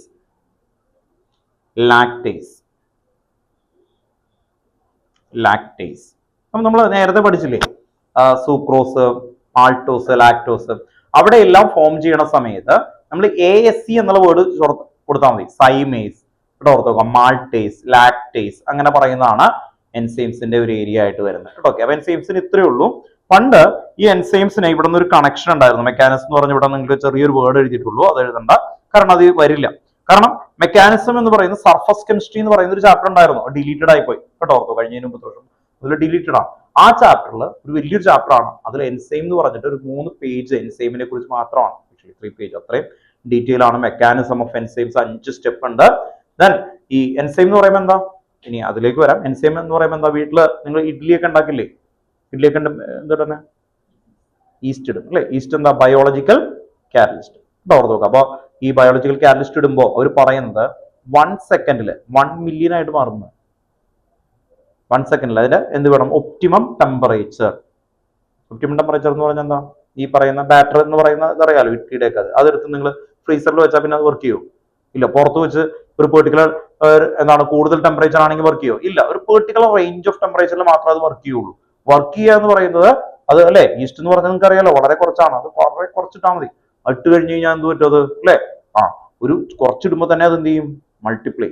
ഓർത്ത് നോക്കാം, മൾട്ടിപ്ലൈ. ഇപ്പോൾ ഇവിടെ ഒരു 10 ലിറ്റർ പാലുണ്ടെന്ന് കരുതുക. അതിലേക്ക് ഒരു എന്താണ് ഇത്രയും ഒരു ചെറിയൊരു ഇതില് എന്താണ് വേറെ ഒരു കേർഡിന്റെ ഒരു ചെറിയൊരു പോർഷൻ എടുത്ത് ഇതിലേക്ക് ഒഴിച്ചു കഴിഞ്ഞാൽ എന്ത് പറ്റും, ഒരു 2 ഡേയ്സ് കൊണ്ട് മുഴുവനും കേടാവും.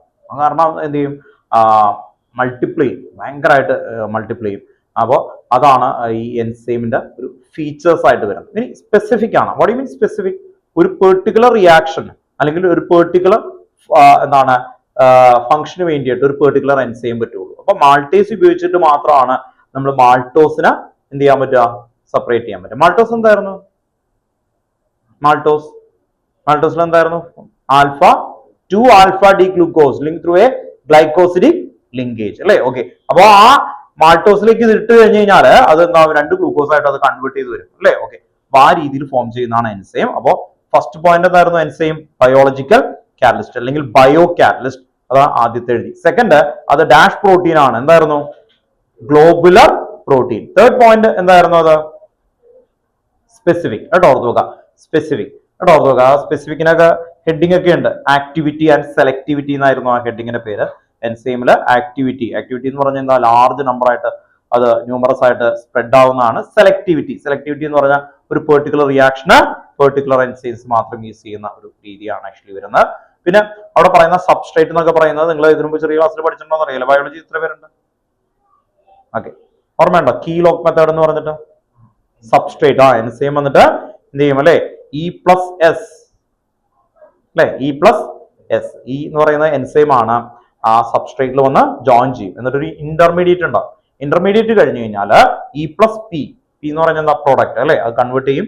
അപ്പൊ അത് ഡീറ്റെയിൽ ആയിരുന്നു. നിങ്ങൾക്ക് ആ ഒരു ഏരിയ ഡിലീറ്റഡ് ആണ്. അവിടെ ഒരു ചെറിയൊരു ഹെഡിങ് മാത്രമേ ഉള്ളൂ കേട്ടോ. ഓക്കെ, നെക്സ്റ്റ് അടുത്ത ഹെഡിങ് എഴുതി വെക്കാം, വൈറ്റമിൻസ്.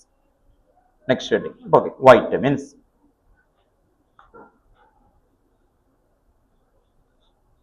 അണ്ടർലൈൻ ചെയ്യാം. ഫസ്റ്റ് പോയിന്റ് എഴുതി വെക്കാം. Organic compound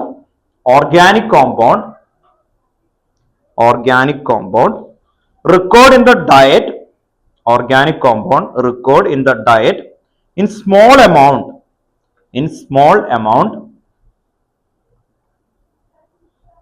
organic compounds record in the diet in small amount to perform specific biological function.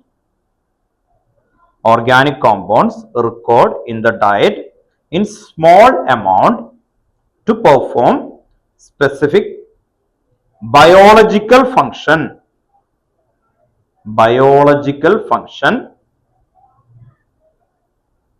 for normal maintenance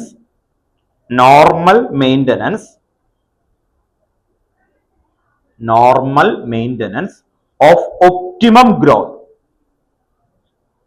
Normal maintenance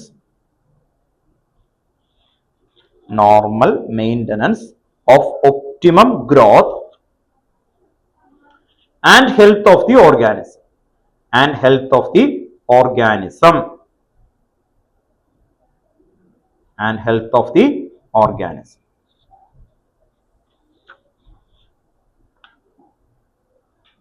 A specific biological function ഒന്ന് underline ചെയ്തേ.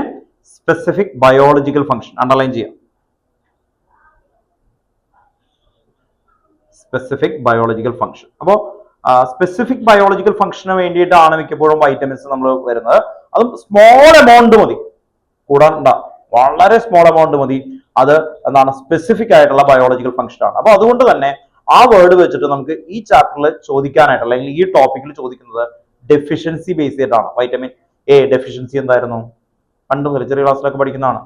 6th 7th night blindness, xerophthalmia or night blindness അല്ലേ. Okay, then source എന്തായിരുന്നു അല്ലെ, കണ്ണൊക്കെ നന്നാവാൻ വേണ്ടി ഇതൊക്കെ കഴിക്കുന്നത് ചെറുതിൽ ക്യാരറ്റ് അല്ലെ.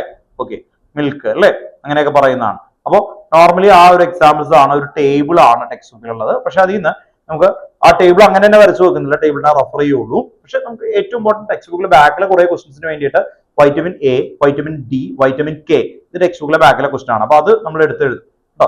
വൈറ്റമിൻ കെ ഡെഫിഷ്യൻസി ഒന്നാം എന്ത് പറ്റും? ബ്ലഡ് ക്ലോട്ടിങ് അല്ലെ, ഓർത്ത് നോക്കാം. ബ്ലഡ് ക്ലോട്ടിങ്ങിന് ഇഷ്യൂ വരും. വൈറ്റമിൻ ഡി എന്തായിരുന്നു? റിക്കറ്റ്സ് അല്ലെ, ഓർത്ത് നോക്കാം. നമ്മള് ബോണിൽ വരുന്നതാണ് അല്ലെ, സൺലൈറ്റിൽ നിന്ന് കിട്ടുന്നത് അല്ലെ. Okay, then vitamin C scurvy അല്ലെ, ബ്ലീഡിംഗ് ഗം എന്ന് പറയുന്നത്. ഇത്രയാണ് എ ഡി സി കെ, ഇത്ര എഴുതിയാൽ മതി കേട്ടോ. ഓർത്ത് നോക്കാം, അത്രയാണ് നമ്മൾ എടുത്തെഴുതുക. ആ ടേബിൾ ഫുള്ള് പഠിക്കേണ്ടതാണ്. ഓക്കെ, അതിൽ നിന്ന് എന്ത് വേണമെങ്കിലും വരാം കേട്ടോ. ബി ഫോർ ബെറി അങ്ങനെയൊക്കെ ഓർക്കാലോ അല്ലെ, അങ്ങനെയൊക്കെ കിടപ്പുണ്ട്. അപ്പോ ഡീറ്റെയിൽ ആയിട്ട് വരുന്നുണ്ട്. ഇനി ഇവിടെ നിന്ന് നമുക്കൊന്ന് എഴുതി വെക്കാം. അടുത്ത പോയിന്റ് ഒന്ന് എഴുതി വെക്കാം കേട്ടോ. നെക്സ്റ്റ് പോയിന്റ് ഒന്ന് എഴുതി വെക്കാം. വൈറ്റമിൻസ് വാസ്, നെക്സ്റ്റ് പോയിന്റ് കേട്ടോ, vitamins was coined from the word, vitamins was, second point കേട്ടോ, coined from the word vital plus amine. Vital, VITAL, vital plus amine. Vital plus amine.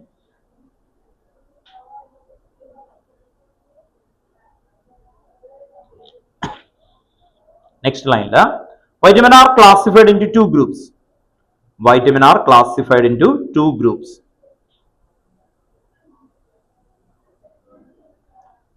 First sub heading fat soluble vitamin. Fat soluble vitamin underline ചെയ്യാം. Fat soluble vitamin. ആ വേർഡിൽ പറയുന്ന പോലെയാണ് അത്. എന്താണ് അല്ലെ, ഫാറ്റിൽ soluble ആകും എന്നുള്ളതാണ്. അത് തന്നെയാണ് എഴുതാൻ പോകുന്നത്. ഒന്ന് എഴുതി വെച്ച് നോക്കാം. Vitamin which are soluble in fat and oil. കേട്ടോ, അവിടെ ഒന്ന് എഴുതി വെക്കാം. Vitamins which are soluble in fat and oil but insoluble in water. But insoluble in water. Vitamin which are soluble in fat and oil but insoluble in water. Example A, D, E and K. A, D, E and K. A capital ആണ് കേട്ടോ. Capital A, comma, capital D, comma, E and K. A, D, E and K. Second, water soluble vitamin. Water soluble vitamin. Water soluble vitamin. Water soluble എന്ന് പറയുമ്പോൾ അത് regularly ഡയറ്റിൽ വേണം. കാരണം എന്താണ്, അത് ബോഡിയിൽ സ്റ്റോർ ചെയ്യാൻ പറ്റില്ല അല്ലെ. ഫാറ്റ് സോലുബിൾ ആണെങ്കിൽ നമ്മൾ ആ വൈറ്റമിൻസ് എപ്പോഴെങ്കിലും കഴിച്ചു കഴിഞ്ഞാൽ നമ്മുടെ ഫാറ്റിൽ സോലുബിൾ ആയിട്ട് നമ്മുടെ ബോഡിയിൽ ഉണ്ടാവും. വാട്ടർ സോലുബിൾ എന്ന് പറയുമ്പോൾ വൈറ്റമിൻ സി ഒക്കെയാണ്, അത് റെഗുലർ ഡയറ്റിൽ വേണം. വൈറ്റമിൻ സി എന്ന് പറയുമ്പോൾ എന്താ മെയിൻ? സിട്രസ് ഫ്രൂട്ട് അല്ലെ. Okay, citrus fruit. അപ്പൊ ആ സിട്രസ് ഫ്രൂട്ടുകൾ ഡെയിലി നിങ്ങൾ കഴിക്കണം. നമ്മുടെ ബോഡിക്ക് ക്ലെൻസിങ് ആക്ഷൻ ഒക്കെ വേണ്ടിയിട്ടാണെന്ന് പറയും അല്ലെ. ഓക്കെ, കാരണം എന്താണ്, നമ്മൾ വൈറ്റമിൻ സി കൂടുതൽ കഴിച്ചു കഴിയുമ്പോൾ അത് ബോഡിയിൽ നിന്ന് എന്ത് ചെയ്യും അല്ലെ, യൂറിനേറ്റ് ചെയ്ത് പൂക്കോളും. നോർമലി നമ്മുടെ ബോഡിയിൽ സ്റ്റോർ ചെയ്യുമില്ല കേട്ടോ. ഓക്കെ, ഒന്ന് എഴുതി വെച്ചു. Water soluble vitamin, next point ആയിട്ട് എഴുതി വെക്കാം. Water soluble vitamin must be supplied regularly in diet. Water soluble vitamins must be supplied regularly in diet. Water soluble vitamin must be supplied regularly in diet because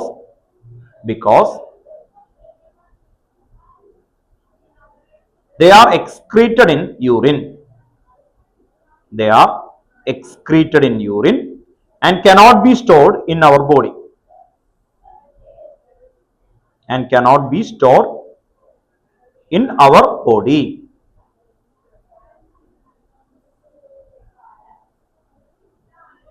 Excreted in urine and cannot be stored in our body. ബ്രാക്കറ്റിൽ എഴുതി വെക്കണം, except vitamin B12. Except vitamin B12. Except vitamin B12. B12 ബോഡിയിൽ store ചെയ്യും. Except vitamin B12. Then example B group vitamin and vitamin C. Example B group vitamins and vitamin C.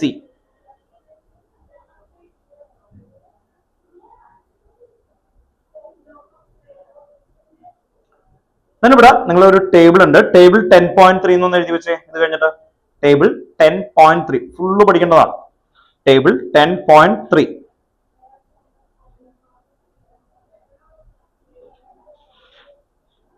പക്ഷെ അതിൽ നിന്ന് നമുക്കിപ്പോൾ പിക്ക് ചെയ്യാനുണ്ട്. കാരണം ടെക്സ്റ്റ് ബുക്കിലെ ബാക്കിലെ എക്സസൈസിലെ ക്വസ്റ്റ്യൻ 25 ക്വസ്റ്റ്യൻ ഉള്ളൂ. അതിൽ കിട്ടാൻ വേണ്ടിയിട്ടുള്ളത് ഇവിടെ ഉണ്ട്. അതുകൊണ്ട് അത് മാത്രം നമുക്ക് ഇപ്പൊ പിക്ക് ചെയ്യാം. Vitamin A hyphen night blindness കേട്ടോ. ഡെഫിഷ്യൻസി ഡിസീസസ് ആണ്. Vitamin A hyphen deficiency diseases ആണ്. ഹെഡിങ് മോളില് ഡെഫിഷ്യൻസി ഡിസീസസ് എന്നിട്ട് night blindness. Vitamin A hyphen night blindness. Vitamin C. Vitamin C hyphen scurvy bleeding gum. SCURVY scurvy regular bleeding gum.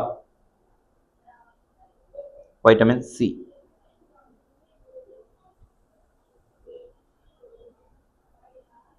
Vitamin C ആണ് scurvy.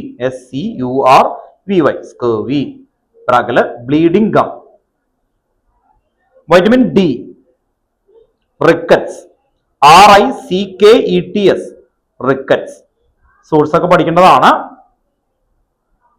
Vitamin D rickets അറിയാലോ, ബോണൊക്കെ അല്ലെ ഒടിഞ്ഞു പോകുന്ന രീതിയിലുള്ള disease വരും. Vitamin K. Vitamin K hyphen increase blood clotting time. increased blood clotting time. Vitamin K, increased blood clotting time.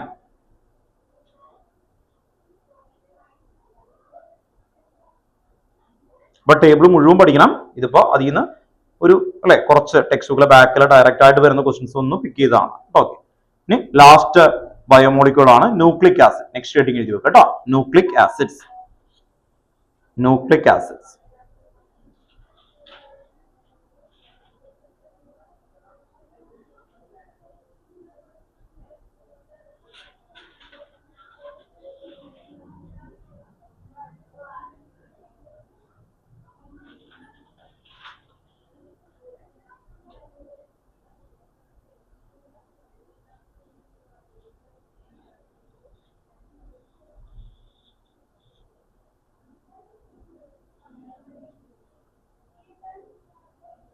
Nucleic ആസിഡ്സിലെ first ഒരു point heredity ആയിട്ട് റിലേറ്റഡ് ആണ്.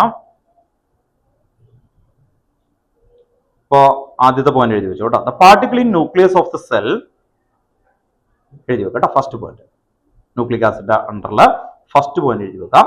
The particle in nucleus of the cell, the particle in nucleus of the cell responsible for heredity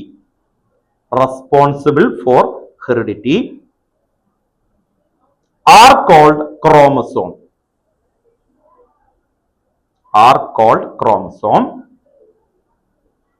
Which are made up of protein,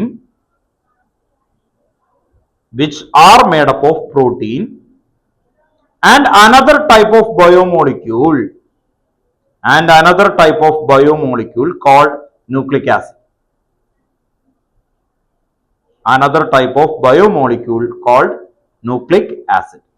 Okay, appo nucleic acid definition ആയി. Full stop. These are mainly of two types, DNA and RNA. These are mainly of two types, DNA and RNA.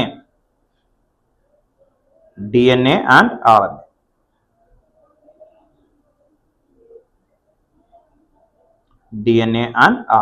Okay. അപ്പോൾ nucleic acid എന്ന് പറയുന്ന സമയത്ത് അവർ പറയാണ് heredity എന്ന് പറയുമ്പോൾ എന്താണ് അല്ലേ? ട്രാൻസ്മിറ്റ് എന്തായിരുന്നു? അല്ലേ? ഓക്കെ, ജനറേഷൻ ടു ജനറേഷൻ അല്ലേ? അപ്പോൾ ഓർത്ത് വെക്കുക, ഒരു ജനറേഷനിൽ നിന്ന് നെക്സ്റ്റ് ജനറേഷനിലേക്ക് നമുക്ക് ഹെറിഡിറ്റി ആയിട്ട് വരുന്ന ട്രാൻസ്മിറ്റ് ചെയ്ത് വരുന്നത് ക്രോമസോംസ് ആണ്. അതിൽ തന്നെ പ്രോട്ടീൻസും ഉണ്ട്, ന്യൂക്ലിക് ആസിഡും ഉണ്ട്. അപ്പൊ ആ ന്യൂക്ലിക് ആസിഡ് 2 ടൈപ്പായിട്ട് ഡിവൈഡ് ചെയ്തു. ഏതൊക്കെയായിരുന്നു? DNA and RNA. ദെൻ നമ്മൾ DNA ആൻഡ് RNA രണ്ട് ടേബിൾ ആയിട്ട് പഠിക്കുക. DNA RNA കേട്ടോ. ഇനി അടുത്തൊരു ടേബിൾ ആയിട്ട് വരച്ചേ DNA RNA. ഫസ്റ്റ് പോയിന്റ് അതിന്റെ ഡെഫിനിഷൻ തന്നെയാണ്. എന്തായിരുന്നു ഡെഫിനിഷൻ? ഡിയോക്സി റൈബോ ന്യൂക്ലിക് ആസിഡ് എഴുതി വെച്ചു കേട്ടോ. DNA RNA first point deoxy റൈബോ nucleic acid.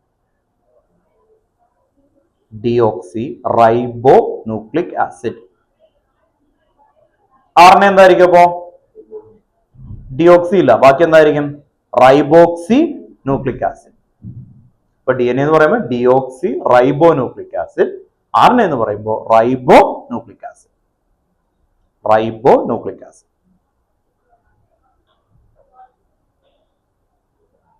Second point, ഇത് സിംഗിൾ DNAയുടെ അവിടെ എഴുതി വെക്കുക double stranded structure.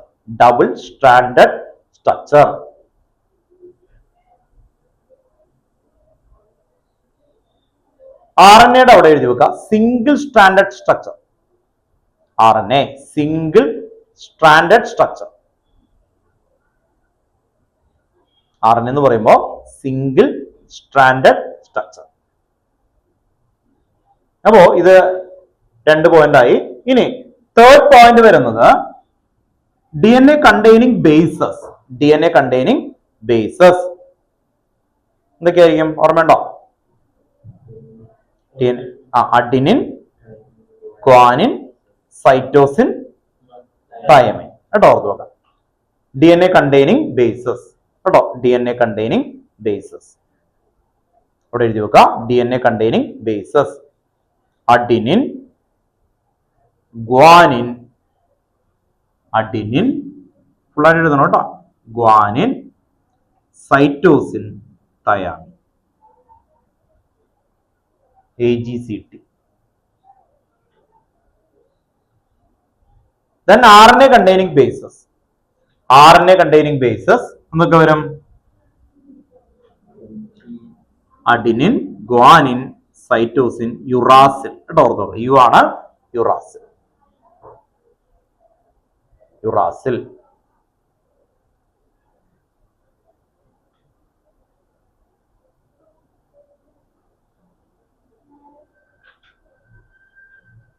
Third point കഴിഞ്ഞു.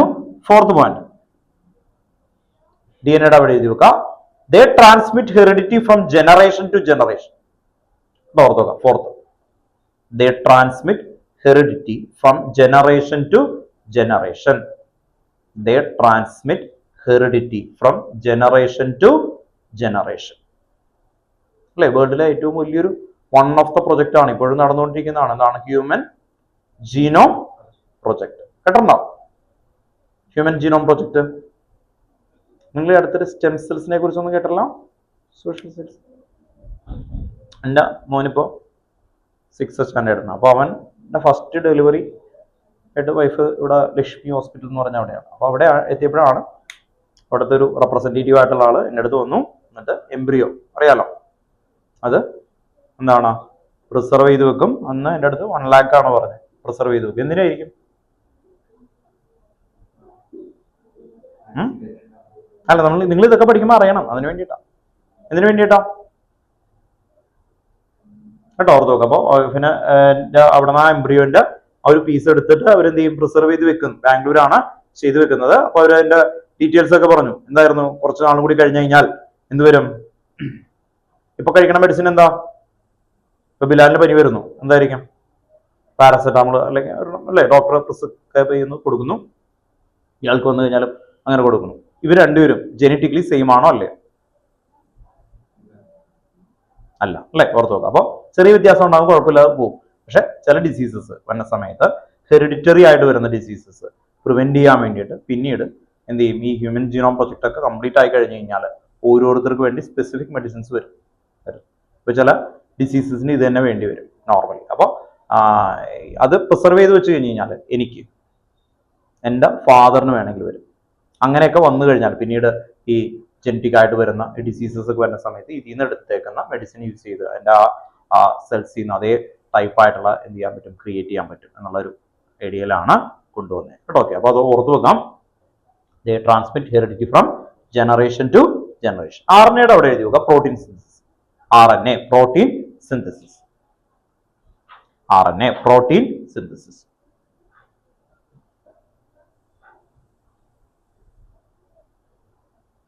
ഇപ്പൊ DNA RNA തമ്മിലുള്ള മെയിൻ ആയിട്ടുള്ള കാര്യങ്ങൾ നമ്മൾ ഇവിടെ വെച്ച് കണ്ടു. ഇനി നമ്മൾ ഈ DNA സ്ട്രക്ചറിലേക്ക് പോവാണ്. DNA നമ്മൾ നേരത്തെ കണ്ടതുപോലെ ഡബിൾ ഹെലിക്സ് അല്ലെങ്കിൽ ഡബിൾ സ്റ്റാൻഡേർഡ് സ്ട്രക്ചർ ആണെന്ന് പറഞ്ഞു. അപ്പോ നേരത്തെ ഒരു സ്പ്രിംഗ് ഒക്കെ കാണിച്ചില്ലേ, വരച്ചില്ലേ? അതുപോലെ തന്നെയാണ് വരുന്നത്. അപ്പോ അവിടെ വരുന്ന സമയത്ത് നിങ്ങൾ കറക്റ്റ് ആയിട്ടൊന്ന് മനസ്സിലാകാൻ വേണ്ടിയിട്ടാണ് നേരത്തെ ആ ഒരു ഇതിന് വരക്കുന്ന പോലെ ഇങ്ങനെ സ്ട്രക്ചർ ഇങ്ങനെ വരുവാണെന്ന് വിചാരിക്കുക കേട്ടോ. ഓർത്ത് നോക്കാം. അപ്പോ ഇവിടെയുള്ള ഈ സ്റ്റാൻഡില്ലേ, ആ സ്റ്റാൻഡ് ഞാൻ നേരെ ആക്കി വരക്കുകയാണ്. ഇത് ഇവിടെ നോക്കാം കേട്ടോ. ഇതിന്റെ ഒരു ചെറിയൊരു പീസ് കട്ട് ചെയ്താൽ ഇങ്ങനെ ഇരിക്കും, ശരിയല്ലേ? ഓർത്ത് നോക്കാം. ഇതാണ് ഡബിൾ സ്റ്റാൻഡേർഡ് എന്ന് പറഞ്ഞവർ കൊടുക്കുന്നത്, ഡബിൾ സ്റ്റാൻഡേർഡ്. അപ്പോ ഈ ഡബിൾ സ്റ്റാൻഡേർഡിൽ അവർ പറയുന്നത് സ്പെസിഫിക് ബേസിസ് വെച്ചിട്ടാണ് പെയർ ചെയ്യുക. സ്പെസിഫിക് ബേസ് വെച്ചിട്ടാണ് പെയർ ചെയ്യുക. അപ്പോ ഇവിടെ പറയുന്നത് ATGC ആണ്. എങ്ങനെയാ പറയുന്നത്? ATGC. ഇവിടെ A ആണ് എങ്കിൽ ഇവിടെ എന്ത് തന്നെ വരണം? T കേട്ടോ. ഓർത്ത് ഇവർ തമ്മിൽ ആണ് വരുന്നത്. ഓക്കെ, അപ്പൊ ഇതെന്തായിരുന്നു? ബേസ്. ഇതിനെന്താ വിളിക്കുന്നത്? ബേസ്. ഈ ബേസ് അറ്റാച്ച് ചെയ്തേക്കുന്ന ഈ റെഡ് കളറുള്ള സംഭവം ഉണ്ടല്ലോ. ഓക്കെ, ഈ റെഡ് കളർ എന്തായിരിക്കും എന്ന് പറഞ്ഞതേ ഇവിടെ ഈ റെഡ് കളറിൽ കൊടുത്തേക്കുന്ന രീതി നിങ്ങൾക്കൊരു ഐഡിയ കിട്ടാൻ വേണ്ടിയിട്ടാണ് കേട്ടോ. വെറുതെ കാണാൻ പിടിച്ചിട്ട് കാര്യമില്ല. ഈ A എവിടെയാണ്? ബേസ് എവിടെയാണ് അറ്റാച്ച് ചെയ്തേക്കുന്നത്? ഷുഗർ. എന്തായിരുന്നു? ഷുഗർ. അപ്പോ ഇവിടെ എന്തുണ്ടാവും? ഒരു ഷുഗർ ഉണ്ടാവും. അപ്പോ ഈ ബേസ് എ ആണ്, എ അറ്റാച്ച് ചെയ്തേക്കുന്ന ഷുഗർ ആണ്, ഇവിടെ ഒരു പി ഉണ്ടാവും വരുന്നത്. അപ്പോ മെയിൻ ആയിട്ട് വരുന്നത് ഷുഗർ ഉണ്ടാവും, ഒരു ഷുഗർ ഉണ്ടാവും. പിന്നെന്തായിരുന്നു? ഫോസ്ഫേറ്റ് ഗ്രൂപ്പ് ഉണ്ടാവും, ഫോസ്ഫേറ്റ് ഗ്രൂപ്പ്. ഈ ഷുഗറിൽ തന്നെ ഇവിടെ എന്തുണ്ടാവും? ബേസ്. അപ്പോ ഇതാണ് ഒരു യൂണിറ്റ്. ഇത്രയാണ് ഒരു യൂണിറ്റ് ആയിട്ട് നമുക്ക് വരുന്നത്. ഇതാണ് യു. ഇതിന്റെ റിപ്പീറ്റേഷൻ വരും. അപ്പൊ ഇവിടെ എന്തായിരിക്കും? ഫോസ്ഫേറ്റ് ഉണ്ടാവും. ഇവിടെ എന്തായിരിക്കും? Sugar base. ഇതിങ്ങനെ റിപ്പീറ്റ് ചെയ്യും, മനസ്സിലായി? ഇതുപോലത്തെ യൂണിറ്റ് ഇങ്ങനെ റിപ്പീറ്റ് ചെയ്തു അതാണ് ഈ കാണുന്നത്. അപ്പൊ ഈ ഒരു ലൈനിൽ ഷുഗർ ഫോസ്ഫേറ്റ് ഇവിടെ AT കണ്ടോർത്തോ. ഇപ്പുറത്തും ഇതുപോലെ തന്നെ ആയിരിക്കും അല്ലെ? ഈ ഡയമണ്ട് അറ്റാച്ച് ചെയ്തേക്കുന്ന ഇവിടെ ഒരു ഷുഗർ ഉണ്ടാവും, ഇവിടെ ഒരു ഫോസ്ഫേറ്റ് ഉണ്ടാവും, ഇങ്ങനെ പോയിക്കൊണ്ടിരിക്കും. ഓക്കെ. അപ്പോ ഈ ഡബിൾ സ്റ്റാൻഡേർഡില് ഇവർ തമ്മിലായിരിക്കും പെയറിംഗ് ആയിട്ട് വരുന്നത്. അപ്പോൾ ATGC ആണ് ഇവിടെ വരുന്നത്. ഡബിൾ ബോണ്ട് ഉണ്ട്, അതുപോലെ GC ആണെങ്കിൽ ട്രിപ്പിൾ ബോണ്ട്. അങ്ങനെ നമുക്ക് എന്താണ് മെയിൻ ആയിട്ടുള്ള ബോണ്ട്, മെയിൻ ആയിട്ട് ഇവിടെ ഒരു സ്ട്രക്ചർ ഒക്കെ കൊടുത്തിട്ടുണ്ട്. സ്ട്രക്ചർ നിങ്ങൾക്ക് ഫുൾ ആയിട്ട് പഠിക്കാനായിട്ടില്ല കേട്ടോ, ഓർത്തുക. ATGC. അപ്പൊ AT എന്ന് പറയുന്ന രീതി വരും. ഇവിടെ നിങ്ങൾ ഇനി പഠിക്കാൻ പോകുന്നത് ഈ ഷുഗർ കണ്ടോ, ഷുഗർ ബേസിനെ വിളിക്കുന്ന പേര് nucleoside. What you mean nucleoside? Sugar and base. Nucleoside. Base എന്ന് പറയുമ്പോൾ ഏതൊക്കെ വരും? Adenine, guanine, cytosine, thine. കണ്ടോ ഓർത്തോക്ക. അത് എവിടെ ഇരിക്കണേ നോക്കിയേ, കണ്ടോ ഓർത്തോക്ക. ഇതുപോലെയുള്ള സ്റ്റാൻഡ് ആണ് ആക്ച്വലി, ഇതുപോലെ ഇരിക്കുകയാണ് കേട്ടോ ഓർത്തോക്ക. കാണുമ്പോൾ ഇതുപോലെ നമ്മൾ സ്റ്റെയർ കേസ് ഒക്കെ ഓർത്ത് നോക്കണ പോലെ കേട്ടോ. സ്റ്റെയർ കേസിന് ഇങ്ങനെ ഒരു കണക്ഷൻ ഉണ്ടാവില്ല, കണ്ടല്ലേ? സ്റ്റെയർ കേസ് എന്ന് പറയുന്നത് സ്റ്റെയർ കേസ് എന്നല്ല പറയാം, ലാഡർ എന്ന് പറയാം, ലാഡർ. അപ്പൊ ലാഡർ വെച്ച് കഴിഞ്ഞാൽ ഇവിടെ ഇങ്ങനെ കണക്ഷൻ ഉണ്ടാവും അല്ലേ? അപ്പൊ ആ കണക്ഷൻ ആരൊക്കെ തമ്മിലാ? ATയും പിന്നെന്തായിരിക്കും? GC. കേട്ടോ ഓർത്ത് നോക്കുക. ATGC അങ്ങനെ പോയിക്കൊണ്ടിരിക്കും. അപ്പൊ ഇവിടെ ഓർത്ത് നോക്കാം, ഈ ഷുഗർ ഫോസ്ഫേറ്റ് അതാണ് ഈ ലൈൻ കണ്ടോ, ഷുഗർ ഫോസ്ഫേറ്റ് ഈ ലൈൻ മുഴുവനും. ഇവിടെ കണ്ടോ ബേസ് കണ്ടോ ഓർത്ത് നോക്കുക, ബേസ്. ഓക്കെ. അപ്പൊ ഇങ്ങനെ രണ്ടെണ്ണം വന്ന് ജോയിൻ ചെയ്യുന്ന ഒരു ഏരിയ ആണ് വരുന്നത്. അതിൽ ഷുഗർ ബേസിനെ വിളിക്കുന്ന പേര് ന്യൂക്ലിയോസൈഡ്, ഷുഗർ ബേസ് ഫോസ്ഫേറ്റ് ഇതിനെ വിളിക്കുന്ന ന്യൂക്ലിയോടൈഡ്. ഇവർ തമ്മിൽ ബോണ്ടിനെ വിളിക്കുന്ന പേര് ഡൈന്യൂക്ലിയോടൈഡ്. ഈ ഡൈന്യൂക്ലിയോടൈഡിന്റെ ഇടയിലുള്ള ഈ ബോണ്ടിനെ വിളിക്കുന്ന പേര് ഫോസ്ഫോഡയസ്റ്റർ ലിങ്കേജ്. വെരി ഗുഡ് കേട്ടോ, ഓർത്ത് നോക്കുക. ഫോസ്ഫോഡയസ്റ്റർ ലിങ്കേജ്. അങ്ങനെ ഫോസ്ഫോഡയസ്റ്റർ ലിങ്കേജ് വരുമ്പോഴാണ് ആ സ്ട്രക്ചർ കംപ്ലീറ്റ് ആയിട്ട് വരും കേട്ടോ. ഓക്കെ. അപ്പൊ ഇനി നമ്മൾ സ്ട്രക്ചർ ഓഫ് DNA വരുന്നത്. നെക്സ്റ്റ് ഹെഡിങ് ഒന്ന് എഴുതി വെക്കുക കേട്ടോ. Okay. Structure of nucleic acid അടുത്ത ഹെഡിങ് എഴുതി വെക്കുക. സ്ട്രക്ചർ ഓഫ് ന്യൂക്ലിക് ആസിഡ് പകല് DNA എന്ന് തന്നെയാണ് അതിൽ വരുന്നത്. Structure of nucleic acid. അതിന്റെ താഴെ എഴുതി വെക്കുക nucleoside. Nucleoside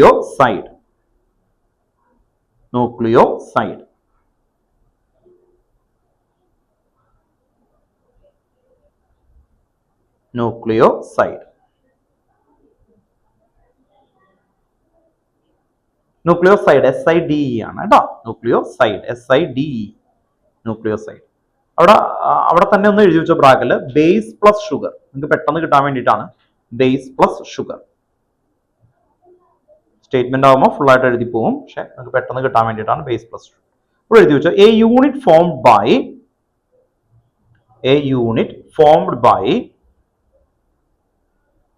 a unit formed by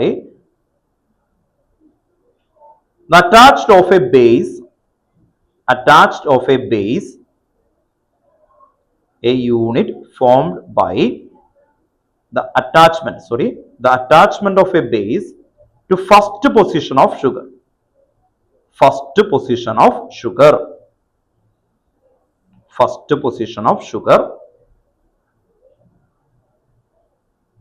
Is known as nucleoside.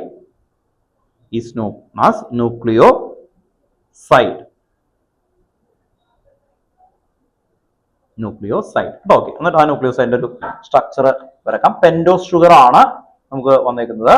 Pentose ഷുഗറിന്റെ സ്ട്രക്ചർ ഉണ്ട്.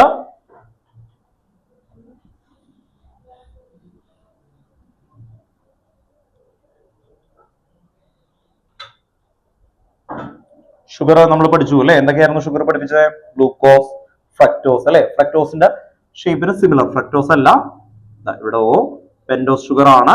ഇങ്ങനെ വരും. ഓർത്തോക്കെ ഇവിടെ എല്ലാം ഇങ്ങനെ വരക്കാം.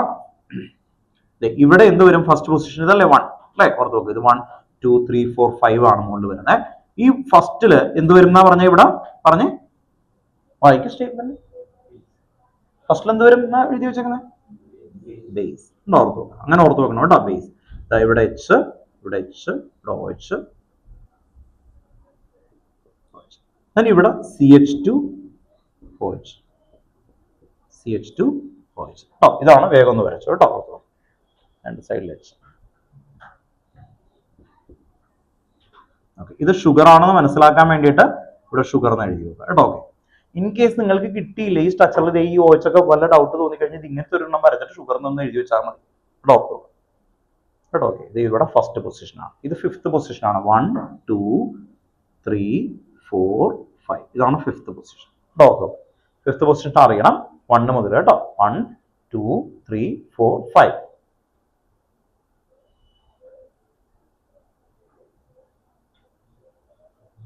ഇതിനെ വിളിച്ച പേരെന്താ? ന്യൂക്ലിയോ സൈഡ് കേട്ടോ. ന്യൂക്ലിയോ സൈഡ്, ന്യൂക്ലിയോ സൈഡ്.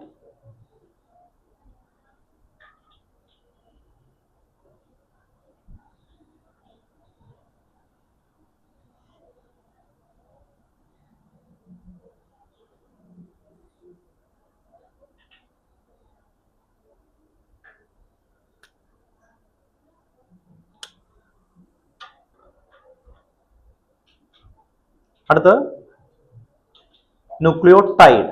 ന്യൂക്ലിയോടൈഡ്, ന്യൂക്ലിയോസൈഡ് കഴിഞ്ഞ് ന്യൂക്ലിയോടൈഡ് കേട്ടോ. ന്യൂക്ലിയോടൈഡ് ബ്രാക്കറ്റിൽ എഴുതി വെക്കുക. Base plus sugar plus phosphoric acid. Base plus sugar plus phosphoric acid. Base plus sugar plus phosphoric acid.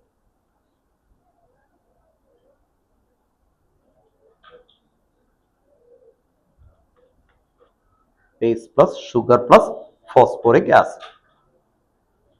അവിടെ എഴുതി പോകുക. When a nucleoside is linked to phosphoric acid, when nucleoside is linked to phosphoric acid at fifth position of sugar, at fifth position of sugar, fifth position of sugar, to form nucleotide, to form nucleotide, to form nucleotide.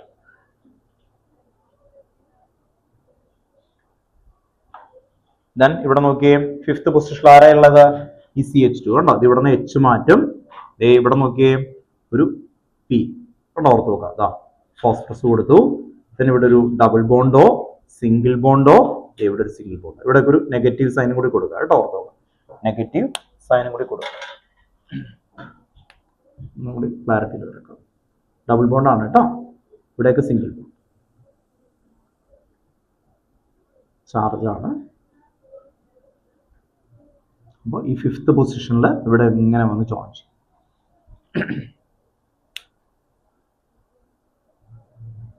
അപ്പോൾ base plus sugar plus phosphoric acid. ഇവിടെ CH2 OH ആയിരുന്നല്ലേ, ആ OH മാറിയിട്ട് അവിടെ ഇത് വരും കേട്ടോ. നമ്മൾ നേരത്തെ വരച്ച അതുപോലെ തന്നെയാണ്, ഒരു ഒറ്റ വ്യത്യാസമേ ഉള്ളൂ കേട്ടോ.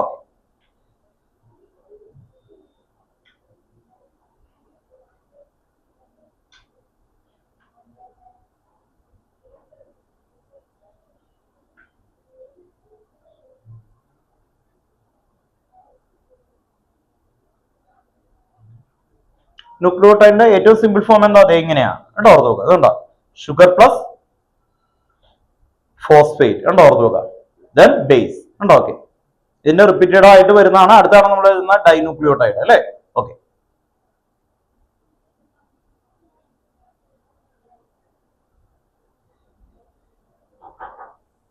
ഡൈന്യൂക്ലിയോടൈഡ് ആണ് നെക്സ്റ്റ് എഴുതുന്നത്. അഭിനവ് കേട്ടോ.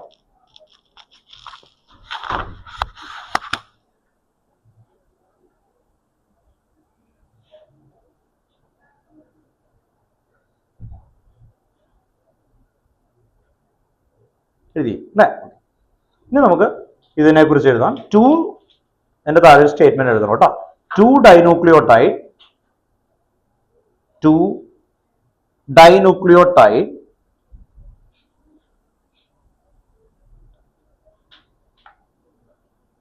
are joined together by phosphodiester linkage, PHOSPHODIESTER, phosphodiester linkage. Phosphodiester linkage between 5th and 3rd carbon atom of pentose sugar. 5th and 3rd carbon atom of the pentose sugar. 5th and 3rd carbon atom of the pentose sugar.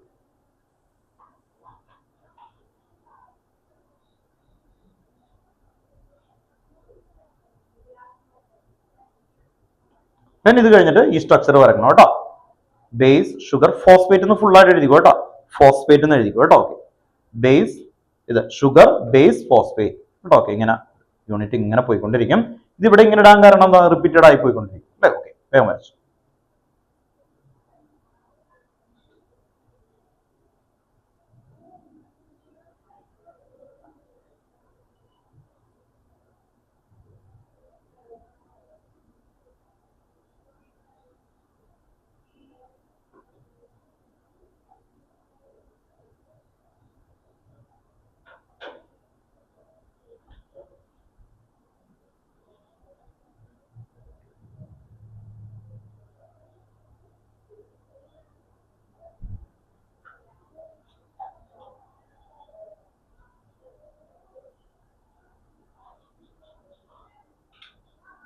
Clear ആണല്ലോ. Okay, അപ്പോ നമ്മൾ പറയുന്ന ഈ DNA double standard ആണെന്ന് പറഞ്ഞു. ഇത് നമുക്കറിയാം. Ladder നിങ്ങൾക്ക് ഓർമ്മ വരുമല്ലോ അല്ലെ. ഓർത്ത് നോക്കുക, ലാഡർ നിങ്ങൾ ഇങ്ങനെ കോയിൽ ചെയ്ത് സ്പ്രിങ് പോലത്തെ ഒരു ലാഡർ ഇങ്ങനെ വരികയാണെന്ന് കരുതാം കേട്ടോ. ഓക്കെ, പണ്ടത്തൊക്കെ ആണെങ്കിൽ ഇങ്ങനെ കറങ്ങുന്ന ടൈപ്പ് ഒരു എന്താണ് ചുറ്റുകോണി എന്നൊക്കെ പറയും കേട്ടോ. പഴയ വീടുകൾ ഇങ്ങനെ ഇങ്ങനെ ഇങ്ങനെ കറങ്ങി കറങ്ങി കറങ്ങി ഇങ്ങനെ മുകളിലേക്ക് വരുന്ന ഒരു ചുറ്റുകോണി പോലെ ഉള്ളൊരു ഇതൊക്കെ ഉണ്ടാവും. അപ്പോൾ അതുപോലെയുള്ള ഒരു സംഭവമാണെന്ന് ഓർത്ത് നോക്കാം. അതിൽ ഒരു ഏരിയ, ഒരു റീജിയൺ, ഇത് മുഴുവനും എന്താണ്, ഷുഗർ ഫോസ്ഫേറ്റ്. ഇവിടെ വരുന്നത് കോംപ്ലിമെന്ററി ആണ് അല്ലെ. ഓർത്ത് നോക്കുക, കോംപ്ലിമെന്ററി എന്ന് പറയുന്ന അഡിനിൻ ആര് വേണം, തൈമിൻ. അവിടെ ഡബിൾ ബോണ്ട് ആണ്. Guanine cytosine, GC. അപ്പൊ AT and GC ആണ് വരുന്നത്. ഇപ്പൊ ഇവിടെ ഗ്വാനിൻ ആണെങ്കിൽ ഇവിടെ ട്രിപ്പിൾ ബോണ്ട് ആണ് ആക്ച്വലി, GC കേട്ടോ. ഓർത്ത് ഇവിടെ double bond.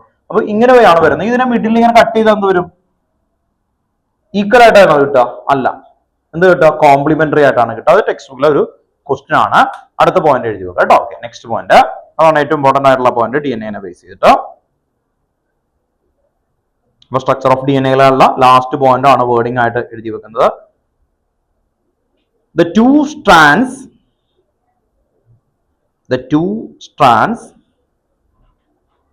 within bracket DNA, the two strands within bracket DNA are complementary to each other. Are complementary to each other. Are complementary to each other because the hydrogen bond are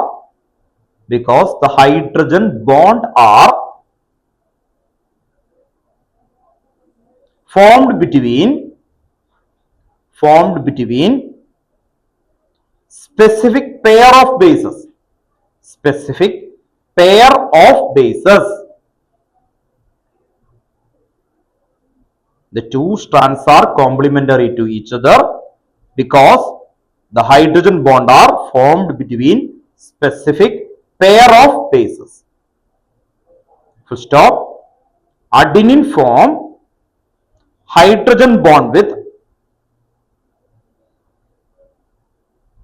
thymine. ബ്രാക്കറ്റില് AT കേട്ടോ. A കൊടുക്കുമ്പോൾ ഇവിടെ double bond കൊടുക്കണം കേട്ടോ. ബ്രാക്കറ്റില് A double bond T കേട്ടോ. AT പെട്ടെന്ന് ഓർക്കാൻ വേണ്ടിയിട്ടാണ്. Double bond T ബ്രാക്കറ്റിൽ. And cytosine form hydrogen bond with guanine. GC അല്ലെങ്കിൽ CG. Cytosine form hydrogen bond with the guanine.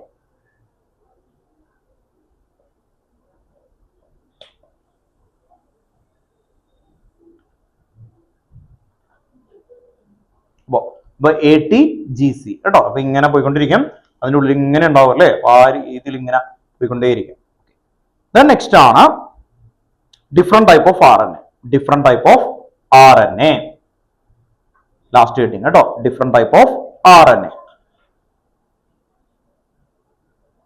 Different type of RNA. ഒരു ചെറിയൊരു ഹെഡിങ് കൂടി ഉണ്ട്, hormone different type of RNA. Underline ചെയ്യുക.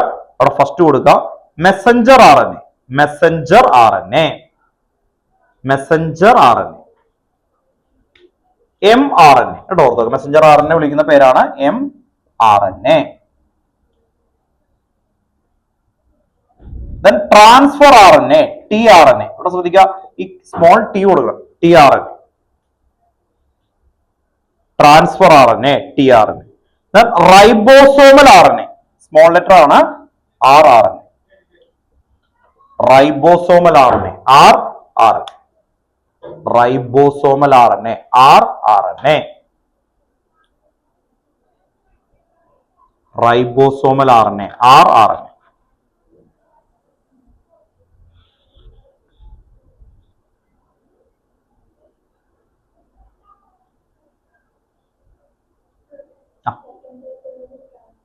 tRNA, transfer RNA. Transfer RNA. Okay.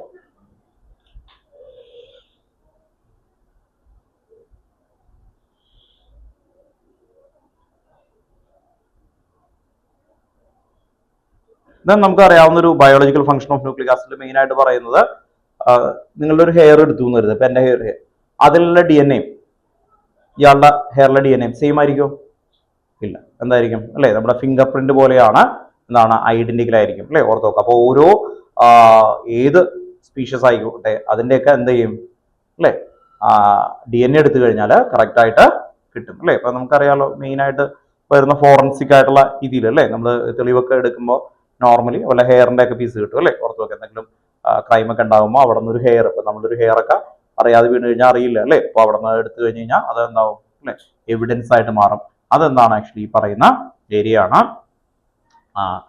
Biological identity എന്ന് പറയുന്നത്. അത് ഇതിനോടൊപ്പം മെൻഷൻ ചെയ്യുന്നുണ്ട് കേട്ടോ. ഓക്കെ, അത് നിങ്ങൾക്ക് അറിയാവുന്ന ഒരു കാര്യമാണ്. അതിൽ നിന്ന് വേറെ ചോദ്യങ്ങളൊന്നും ഇല്ല ടെക്സ്റ്റ് ബുക്കിൽ, നിങ്ങളൊന്നും അറിഞ്ഞു വെക്കണം കേട്ടോ. ഓക്കെ, അടുത്തൊരു പുതിയതായിട്ട് ആഡ് ചെയ്തേക്കുന്നതാണ് ടെക്സ്റ്റ് ബുക്കിൽ ബാക്കിൽ, നിങ്ങൾക്ക് ഈ കഴിഞ്ഞ വർഷം മുതൽ ആഡ് ചെയ്തേക്കുന്നതാണ് ഹോർമോൺസ്. ഒന്ന് എഴുതി വെച്ചു കേട്ടോ. Hormones, hormones, HORMONES, hormones.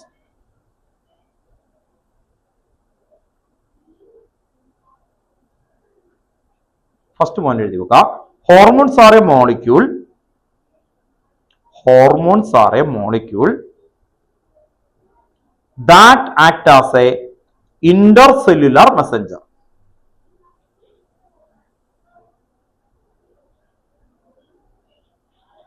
Hormones are a molecule that act as a intercellular messenger. Intercellular messenger.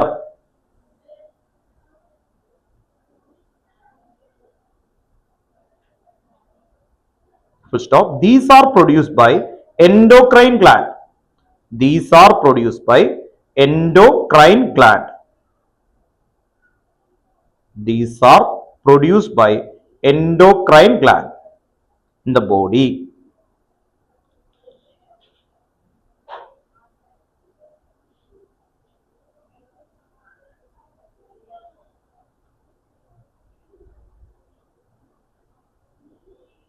Then endocrine gland ഏതൊക്കെയാ?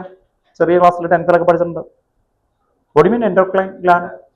Ductless gland. അതാണ് കേട്ടോ. ടെക്സ്റ്റ് ആ വേർഡ് പറഞ്ഞിട്ടില്ല, നിങ്ങൾ അത് ഓർത്ത് നോക്കുക. ഡക്ട്ലെസ് ഗ്ലാൻഡ് എന്ന് പറയുന്ന വേർഡാണ് ഏറ്റവും 10th തോന്നുന്നു അല്ലെ, ഓർത്ത് നോക്കുക. എവിടെയൊക്കെ ഉണ്ട്? ആദ്യത്തെ ഹൈപ്പോതലാമസ് അല്ലെ, പീനിയൽ ബോഡി എന്ന് പറയുന്ന അവിടെ നിന്ന് വരുന്നത്, പിന്നെ അല്ലെ, ഓർത്ത് നോക്കുക. അപ്പൊ അങ്ങനെ പറയുന്ന ഓരോ സ്ഥലത്തു നിന്നും നമ്മുടെ ബ്ലഡിലേക്ക് അല്ലെ എന്ത് ചെയ്യും? ഹോർമോൺസ് സെക്രീറ്റ് ചെയ്യും അല്ലെ. ഇയാളെ പട്ടി കടിക്കാൻ ഓടിച്ചിട്ടാൽ എന്ത് ചെയ്യും? എന്ത് ഹോർമോണാ വരിക ആ സമയത്ത്?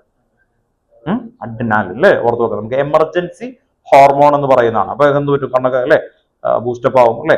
അപ്പൊ അങ്ങനെ വരുന്ന ഹോർമോൺസുകളാണ്. അപ്പൊ അതാണ് പിന്നെ അവിടെ ഒരു ജസ്റ്റ് മെൻഷൻ ചെയ്ത് പോകുന്നത്. അപ്പൊ 2-3 നമുക്ക് എഴുതി വെക്കണം.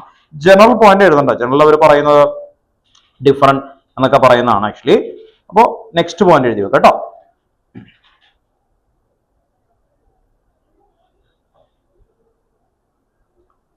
ഹോർമോൺസ് ഹാവ്, അടുത്ത പോയിന്റ് കേട്ടോ, hormones have several function in the body. Hormones R several function in the body. Full stop. They help to maintain they help to maintain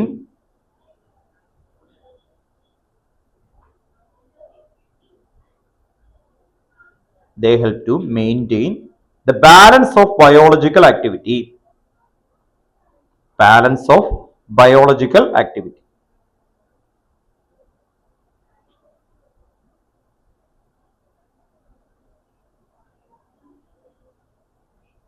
then ഓരോന്നായിട്ട് നമുക്ക് ജസ്റ്റ് ഒന്ന് മെൻഷൻ ചെയ്ത് പോവാം. ഇവിടെ കൊടുത്തേക്കുന്നതിന് ഒന്ന് ജസ്റ്റ് ഒന്ന് പിക്ക് ചെയ്യാം കേട്ടോ, ഓർത്ത് നോക്കാം. ഇൻസുലിൻ ഹൈഫൺ എഴുതി വെക്കാം കേട്ടോ, ഓർത്ത് നോക്കാം. ഇൻസുലിൻ ഒരു ഹോർമോൺ ആണ് ഇൻസുലിൻ അല്ലേ, ഓർത്ത് നോക്കാം. ഇൻസുലിൻ ഹൈഫൺ ആക്കി എഴുതി വെക്കാം.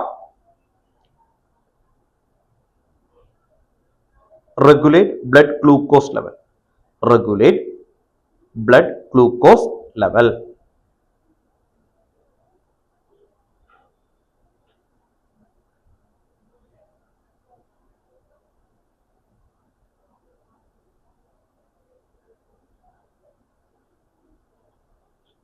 അടുത്ത് epinephrine. EPIN EPHRINE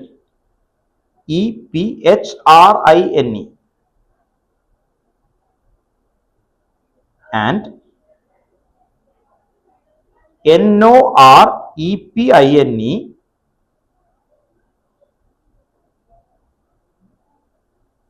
PHRINE norepinephrine. NOREPINE PHRINE norepinephrine. Epinephrine and norepinephrine hyphen respond to external stimuli.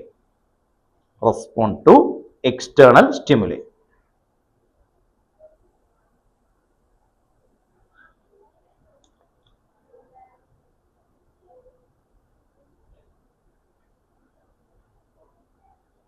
അപ്പൊ ഇതുപോലെയുള്ള ഹോർമോൺസുകളുടെ പേരുകളാണ് ഇതിൽ കൊടുത്തേക്കുന്നത് കേട്ടോ. അപ്പോൾ അത് ഒന്ന് പിക്ക് ചെയ്തു എന്ന് മാത്രമേ ഉള്ളൂ. അടുത്തത് നിങ്ങൾക്ക് അറിയാവുന്നതാണ് തൈറോക്സിൻ. നെക്സ്റ്റ് ഒരെണ്ണം കൂടി എഴുതി. Thyroxine hyphen produce thyroid gland. Thyroid gland. Thyroid gland എന്തുമായിട്ട് റിലേറ്റഡ് ആണ്? അയഡിൻ. ഡെഫിഷ്യൻസി ഓഫ് അയഡിൻ വന്നു കഴിഞ്ഞാൽ അല്ലെ തൈറോയിഡ് ഗ്ലാൻഡ് സ്വിം ചെയ്യും കേട്ടോ. ഓർത്തൊക്കെ പറയുന്നുണ്ട് അയഡിൻ ഈസ് ഡെറിവേറ്റീവ് ആണ് പറയുന്നത്. അടുത്ത ലൈനിൽ hypo thyroidism hyphen obesity. Hypo thyroidism ആണെങ്കിൽ ഒബിസിറ്റിയിലേക്ക് പോകും.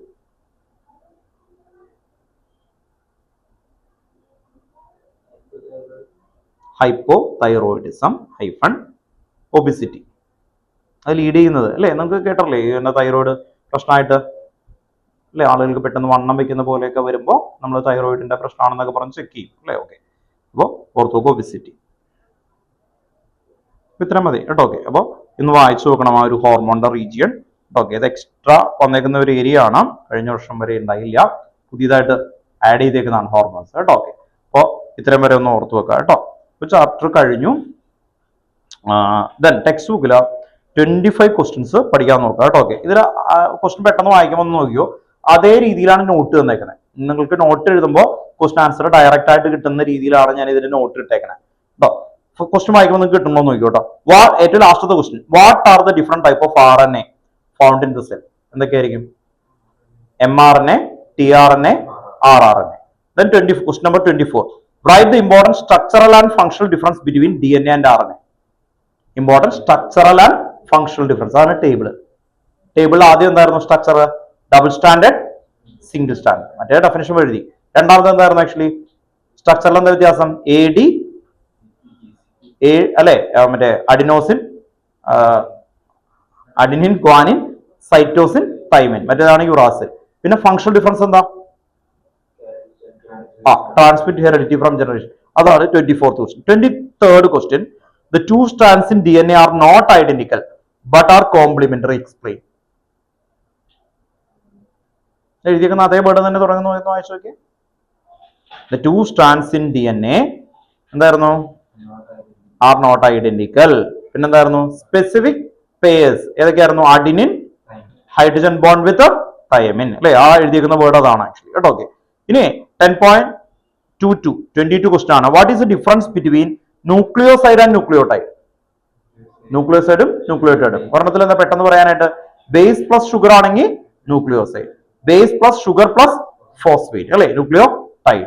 ഇത്ര എഴുതി കഴിഞ്ഞിട്ട് നിങ്ങൾക്ക് ഡീറ്റെയിൽ ആയിട്ട് പറയാം ഏതൊക്കെ പൊസിഷൻ ആണ് എങ്ങനെയാണ് അല്ലെ. ഓർത്ത് നോക്കുക, 5th പൊസിഷനിൽ ഫോസ്ഫേറ്റ് വരുമ്പോഴാണ് ന്യൂക്ലിയോടൈഡ് വരുന്നത്. അങ്ങനെയൊക്കെ എഴുതാം.